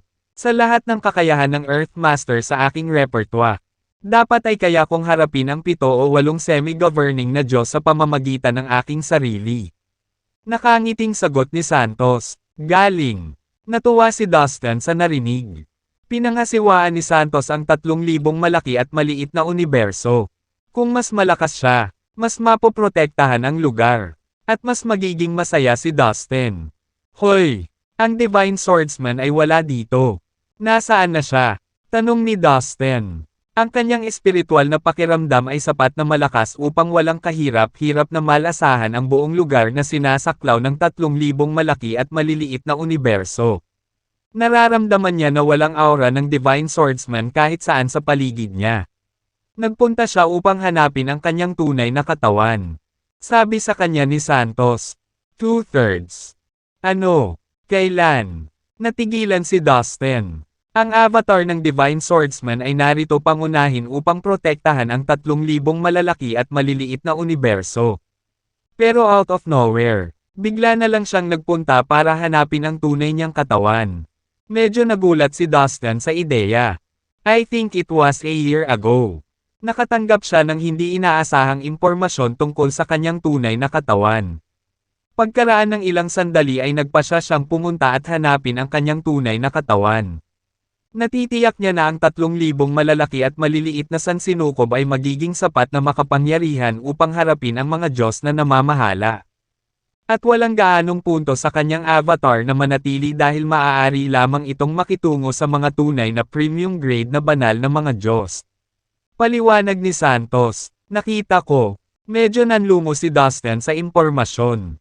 Nagkaroon siya ng malalim na relasyon sa Divine Swordsman. Dahil nagmula siya sa Prime Martial World, na nagkataong tinubo ang bayan din ni Dustin. Nakuha ni Dustin ang dominant spiritual sense swordsmanship na naiwan ng Divine Swordsman. Sa matagumpay na paglilinang, siya ang naging pinakamalakas na mandirigma sa Prime Martial World. Pagkatapos ay nagawa niyang malampasan ang lahat sa Prime Martial World at naging sapat na malakas upang patayin ang mga cultivator sa Semi-Emperor Realm sa isang sandali. Nang maglaon, 2 beses na naabutan ni Dustin ang mga pamana na naiwan ng Divine Swordsman. Minsan sa Divine Continent at pagkatapos, sa Fallen Immortal Cosmos, kung susumayin. Hindi direktang responsable ang Divine Swordsman para sa superior na kasanayan sa espada ni Dustin. Sa pagbabalik tanaw sa nakaraan, lalo pang nag-aatubili si Dustin na mawalay sa Divine Swordsman. Ayos lang. Dustin, wala kang dapat alalahanin sa kanya. Siya mismo ay isang namamahala na Diyos. Magiging maayos din siya. Inalol siya ni Santos. Tama ka. Tumanggo si Dustin. Tapos may naalala siya. Siya nga pala, Master. Ang 3,000 malaki at maliit na universo ay nahaharap sa anumang mga panganib sa nakalipas na ilang taon. Tanong ni Dustin. Siya ay sinumpa ang kaaway ng 6 na super forces. Ang kanilang pagkamuhi sa kanya ay labis na ang mga namamahala na Diyos ng 6 na super forces mismo ay personal na dumating upang labanan siya. Natatakot si Dustin na maapektuhan nito ang 3,000 malaki at maliit na universo. Oo, sasabihin ko sa iyo, kamakailan lamang. Ilang beses na lumitaw sa malapit ang ilang napakasamang aura.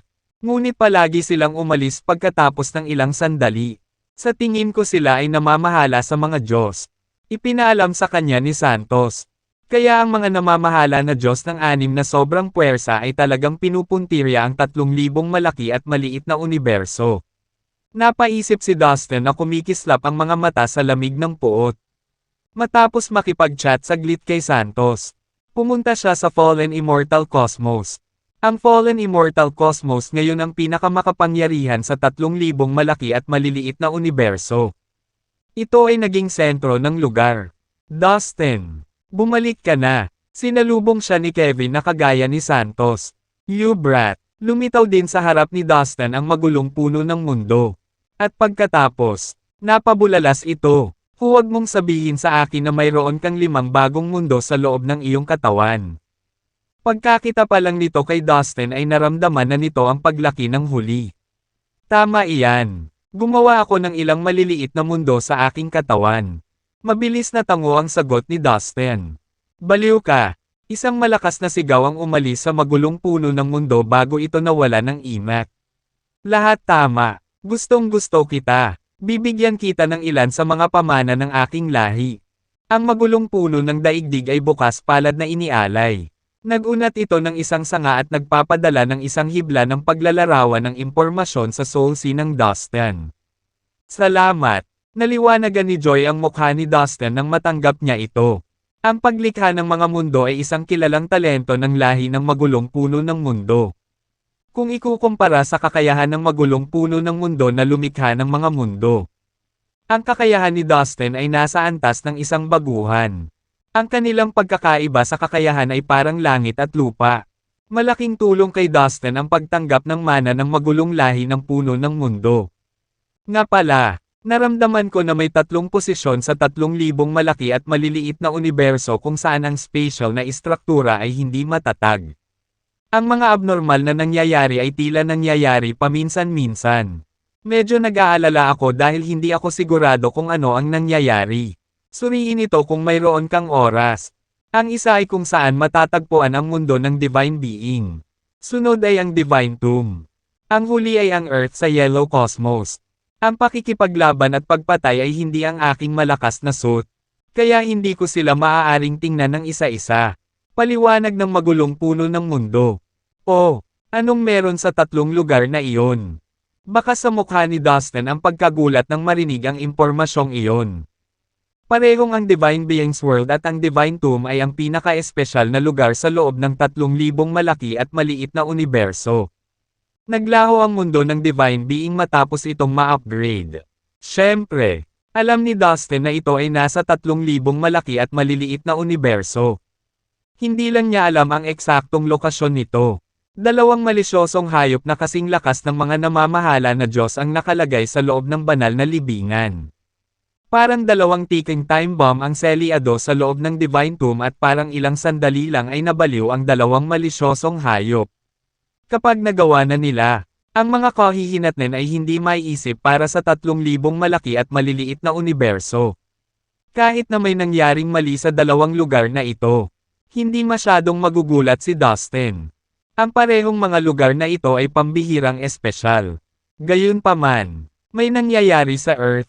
Nagulat siya nito. Ipinagmamalaki ni Dustin na mayroon siyang mahusay na pag-unawa sa Earth at sa kasaysayan nito. Noong sinaunang panahon, ang daigdig ay dating isang mundo na may masaganang bilang na enerhiya at perpektong batas ng pinakamataas na kaliwanagan. Na ginagawa itong napakaangkop para sa paglilinaw. Naging maluwalhati at maunlad ang daigdig. Maraming mga banal na Diyos ang dating naninirahan sa Earth dahil isa ito sa gitnang mundo ng 3,000 malaki at maliit na universo. Gayunpaman, pagkatapos ng kakilakilabot na labanan na iyon, ang Earth ay nasira at lubusang tinanggihan. Sa huli, tinatakan ito ni Parker at Althea at ginawa itong isang mundong ganap na hindi angkop para sa paglilinang. Ang mundo ay isa lamang ordinaryong planeta na halos walang lakas at walang sinuman sa 3,000 malaki at maliliit na universo ang nagbigay ng espesyal na atensyon dito. Gayunpaman, may kakaibang nangyayari ngayon. Walang paraan na magiging anumang ordinaryong kababalaghan kung ang magulong puno ng mundo, na may antas ng base ng paglilinang nito, ay nagpa siya na banggitin ito. Ngayong nandito na ako, tutuklasan ko ang 3 lugar na ito at titingnan kung ano ang nangyayari. Tumango si Dustin bilang tugon. Para kay Dustin, ang 3,000 malaki at maliit na universo ay tumayo bilang kanyang pundasyon. Tungkulin niya na siguraduhing perpekto ang lahat sa bawat sulok kung hindi ay hindi siya makatulog sa gabi.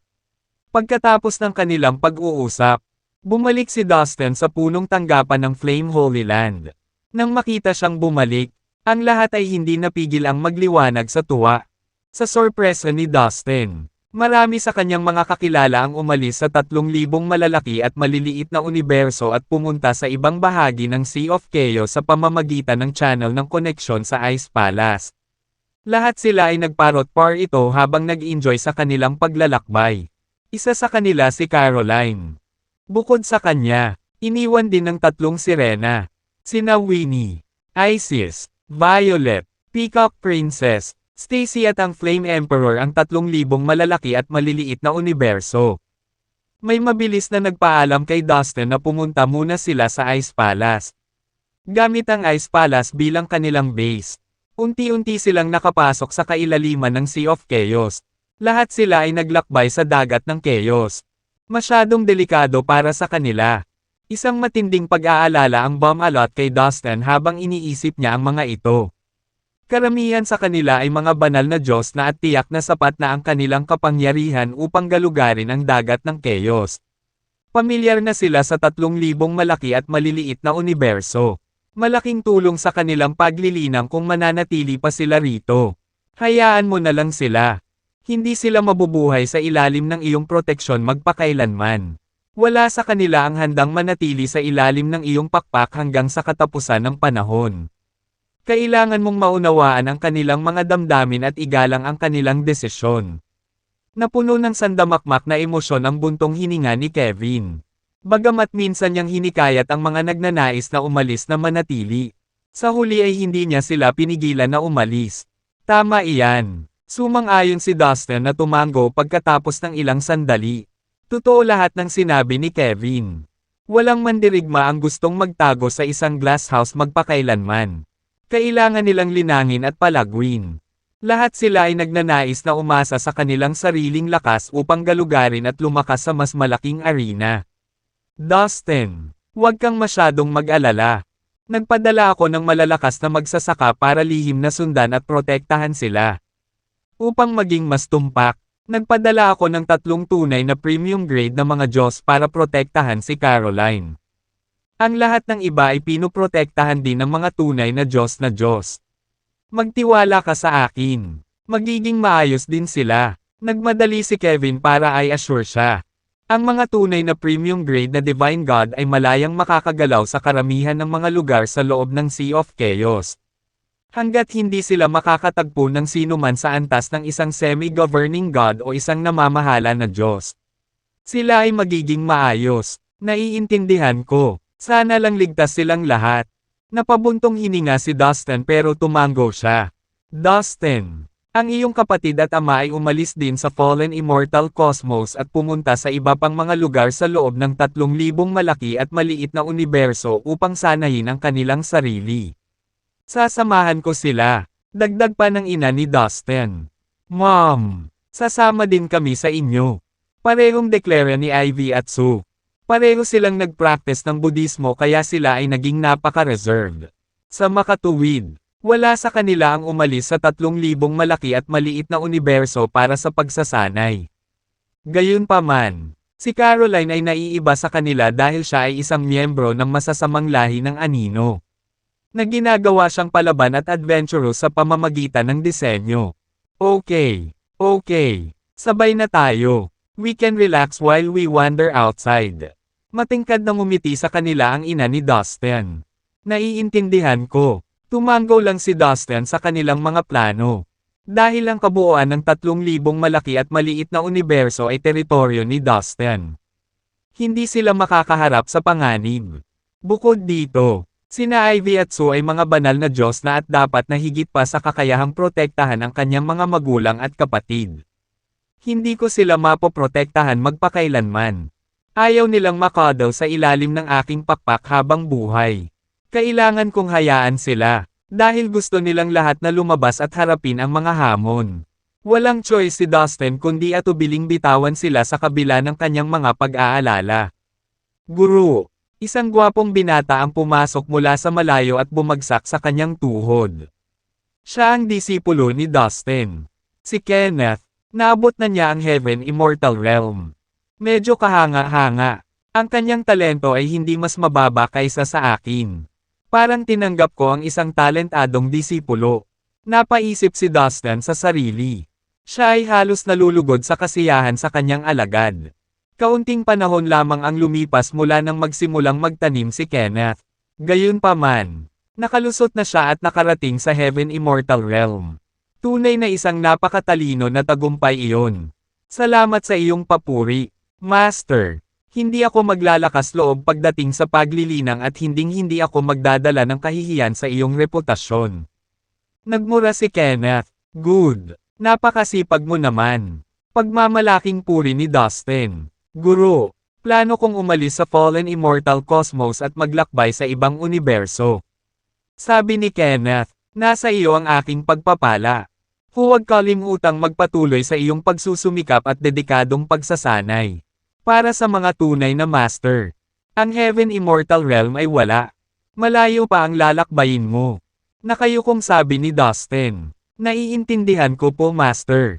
I will do my best and work harder. Malakas na sagot ni Kenneth na kumikislap sa kanyang mga mata ang determinasyon. Masasabi niya na pinahahalagahan ni Dustin ang katotohanan na siya ay naglilinang ng husto. At hindi siya nasisiyahan sa kanyang kasalukuyang lakas. Kinailangan niyang magtrabaho laban sa oras upang mahabol at palakasin ang kanyang mga kakayahan. Master, kailangan ko nang umalis. Nagpaalam si Kenneth. Okay. Go in peace and always be safe. Bibigyan kita ng kanilang cultivation resources, method, secret techniques, at divine level magic treasures. Kinaweyan ni Dustin ang kanyang kamay. At isang space ring ang lumipad at nahulog sa kamay ni Kenneth. Salamat, Master. All the best to you. Nagpasalamat si Kenneth kay Dustin. Tumalikod at nawala sa isang iglap. Haha. Napakalakas ng ugali ng batang ito. Hindi siya umaamin ng pagkatalo at gusto lang niyang linangin at patuloy na lumakas. Katulad mo lang siya, nakangiting sabi ni Kevin habang nakatingin sa kinaroroonan ni Kenneth bago siya mawala. Sana maging maayos ang lahat sa kanya. Tumango si Dustin bilang pagsang-ayon. Elder Murray, nasa Heaven Immortal Realm ka rin. Tuwang-tuwa si Dustin nang makita si Murray. Ito ay matagal na. Si Murray ay isa na ngayong elder ng Flame Holy Land. Malaki ang kinalaman ni Dustin sa mataas na katayuan ni Murray sa Flame Holy Land. Napangalawa lamang kay Elder Sharp. Oo naman. Medyo matagal na. Pero mas mahina pa rin ako sayo. Sabi ni Murray. Umiling-iling. Nanatili si Dustin sa punong tanggapan ng Flame Holy Land ng higit sa 10 araw. Makalipas ang halos 2 linggo. Nagpaalam si Dustin sa lahat at umalis sa Flame Holy Land. Mga mahal na Ginoo, pupunta tayo ngayon at tuklasin ang banal na libingan. Sabi ni Dustin sa 12 zodiac animals. Hindi nagtagal. Dumating si Dustin at ang 12 zodiac animals sa Divine Tomb. Ayon sa alamat, ang banal na libingan ay isang larangan ng digmaan noong sinaunang panahon. Ito ay isang labi at isang alaala sa malaking digmaan na sumiklab sa pagitan ng mga Diyos ng liwanag at mga Diyos ng kadiliman. Hindi ito masyadong misteryoso, gayunpaman. Alam ni Dustin na ang alamat ay hindi totoo. Ang banal na libingan ay hindi maaaring maging labi ng dakilang digmaang iyon. Kung hindi, paano magkakaroon ng 2 nakakatakot na masasamang hayop na kasing lakas ng namamahala sa mga Diyos sa kailaliman ng banal na libingan? Espesyal na tinanong ni Dustin sina Parker at Althea tungkol dito. Gayunpaman, kahit na ang 2 pinaka-senior na Divine God na ito sa 3,000 malaki at maliit na universo ay hindi masabi kung kailan at bakit lumitaw ang Divine Tomb. Tumingin si Dustin sa paligid at napansin na ang banal na libingan ay nababalot ng makapal na abuhing ambon. Ang walang hanggan na malakas at malisyosong aura ay maderama sa paligid nito. Sa isang iglap, narating ni Dustin at ng 12 zodiac animals ang pinakamalalim na bahagi ng Divine Tomb. Nakatago sa bawat sulok ng malalalim na dulo ay masasamang hayop. Ipinanganak sila sa gitna ng malisyosong aura at nakabuo ng isang tiyak na anyo ng katalinuhan habang sila ay nagmature sa paglipas ng panahon. Madali nilang madetect ang presensya ng mga nilalang na sumubok na pumasok mula sa labas. At mabilis silang magkukumpulan para umatake. Sa sandaling si Dustin at ang 12 zodiac na hayop ay malapit na. Maraming mabangis na hayop ang umungal at sumugod. Ang pinakamahina sa mga hayop na ito ay nasa Divine Realm. Ang ilan sa kanila ay may lakas na katumbas ng mga ordinaryong banal na Diyos o kahit na tunay na banal na mga Diyos. Ang pinakamalakas ay kapantay pa ng mga tunay na premium grade na mga Diyos na Diyos. Talagang nakakagulat na ang ganitong lugar ay umiiral sa 3,000 malalaki at maliliit na universo. Gulat na gulat ang 12 zodiac animals. Karaniwang kaalaman ng lahat na sa Sea of Chaos. Ang 3,000 malalaki at maliliit na universo ay dating hindi maunlad at malayong komunidad ng universo. Noong nakaraan, wala itong kahit isang tunay na banal na Diyos sa mga residente nito. Gayunpaman, maraming masasamang hayop. Kasing lakas ng tunay na mga Diyos na Diyos ang naninirahan dito. Paano ito hindi nakakagulat? Mapalad na ang mga hayop na ito ay nakakulong sa lugar na ito. Hindi makaalis. Kung hindi, ang 3,000 malaki at maliit na universo ay matagal nang nawasak. Bulalas ng asong lumalamon sa langit. Brrr! Pinalibutan ng mga hayop si Dustin at ang 12 zodiac na hayop ay sumugod sa kanila ng walang babala. Pumunta ka sa impyerno. Ang tigre ay umungal. Nagpapasabog ng mga umuusad na soundwave na nagdadala ng nakakatakot na enerhiya sa lahat ng direksyon. Boom! Biglang sumabog ang mga hayop na sunod-sunod. Nagkalat ang maitim na dugo at nagkawatak-watek na laman kung saan-saan. Maging ang mga hayop, kasing lakas ng tunay na premium grade na mga Diyos na Diyos ay itinapon sa malayo. Patay man o may kapansanan. Kasunod nito, si Dustin at ang iba pang 11 zodiac na hayop ay naglabas din ng kanilang mga lakas at madaling dumurog ng malaking bilang ng mga hayop. Lalo na, sa isang pitik ng daliri ni Dustin. Ang malawak na magulong enerhiya ay naging isang dagat ng lumiligid na enerhiya na tumangay pasulong. Lahat ng halimaw na humahadlang ay agad na pinatay. Sinong nilalang ang makakaligtas sa gayong nakakatakot na dami ng enerhiya? Nakakabilib iyan. Dustin, ang lakas mo ngayon ay halos hindi maihahambing sa akin. Nakagawa ka ng makabuluhang pag-unlad sa mga araw na ito. Bulalas ng itim na toro. Anong pinagsasabi mo? Halatang mas malakas siya sa'yo. Sa totoo lang, kasing lakas ko siya. Napansin din ng tigre ang kamangha-manghang antas ng enerhiya at lakas ng pakikipaglaban ni Dustin. Anong kalokohan ang sinabi mo? Sa tingin mo ba mas malakas ka sa akin? Pinandilatan ng itim na toro ang tigre. Dustin, gaya ng nakikita mo, maraming semi-governing gods ang hindi katugma sa iyo ngayon. Napabuntong hininga ang asong lumalamon sa langit. Nagulat din ang ibang zodiac animals at tumango bilang pagsang-ayon.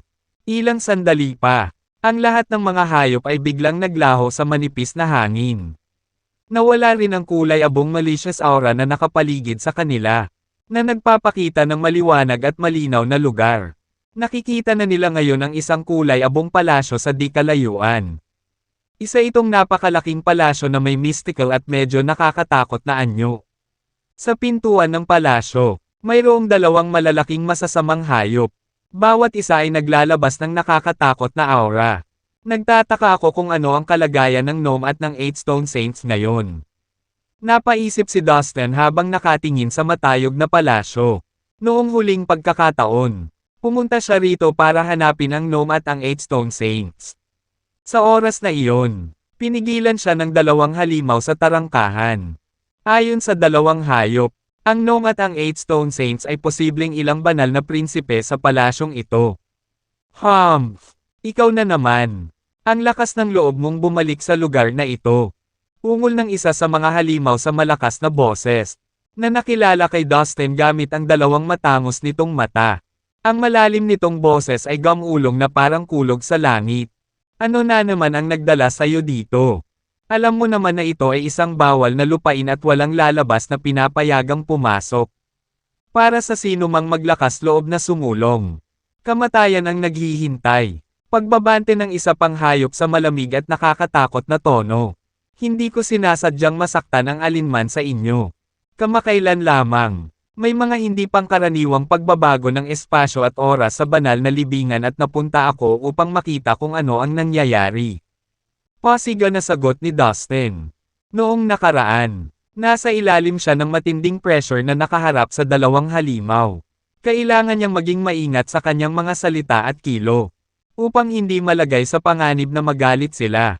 Pero ngayon, mas nakaka-relax ang pakiramdam niya sa pakikipag-usap sa kanila. So alam mo rin na may kakaibang pagbabago dito. Nagulat ang isa sa mga halimaw sa nalaman ni Dustin.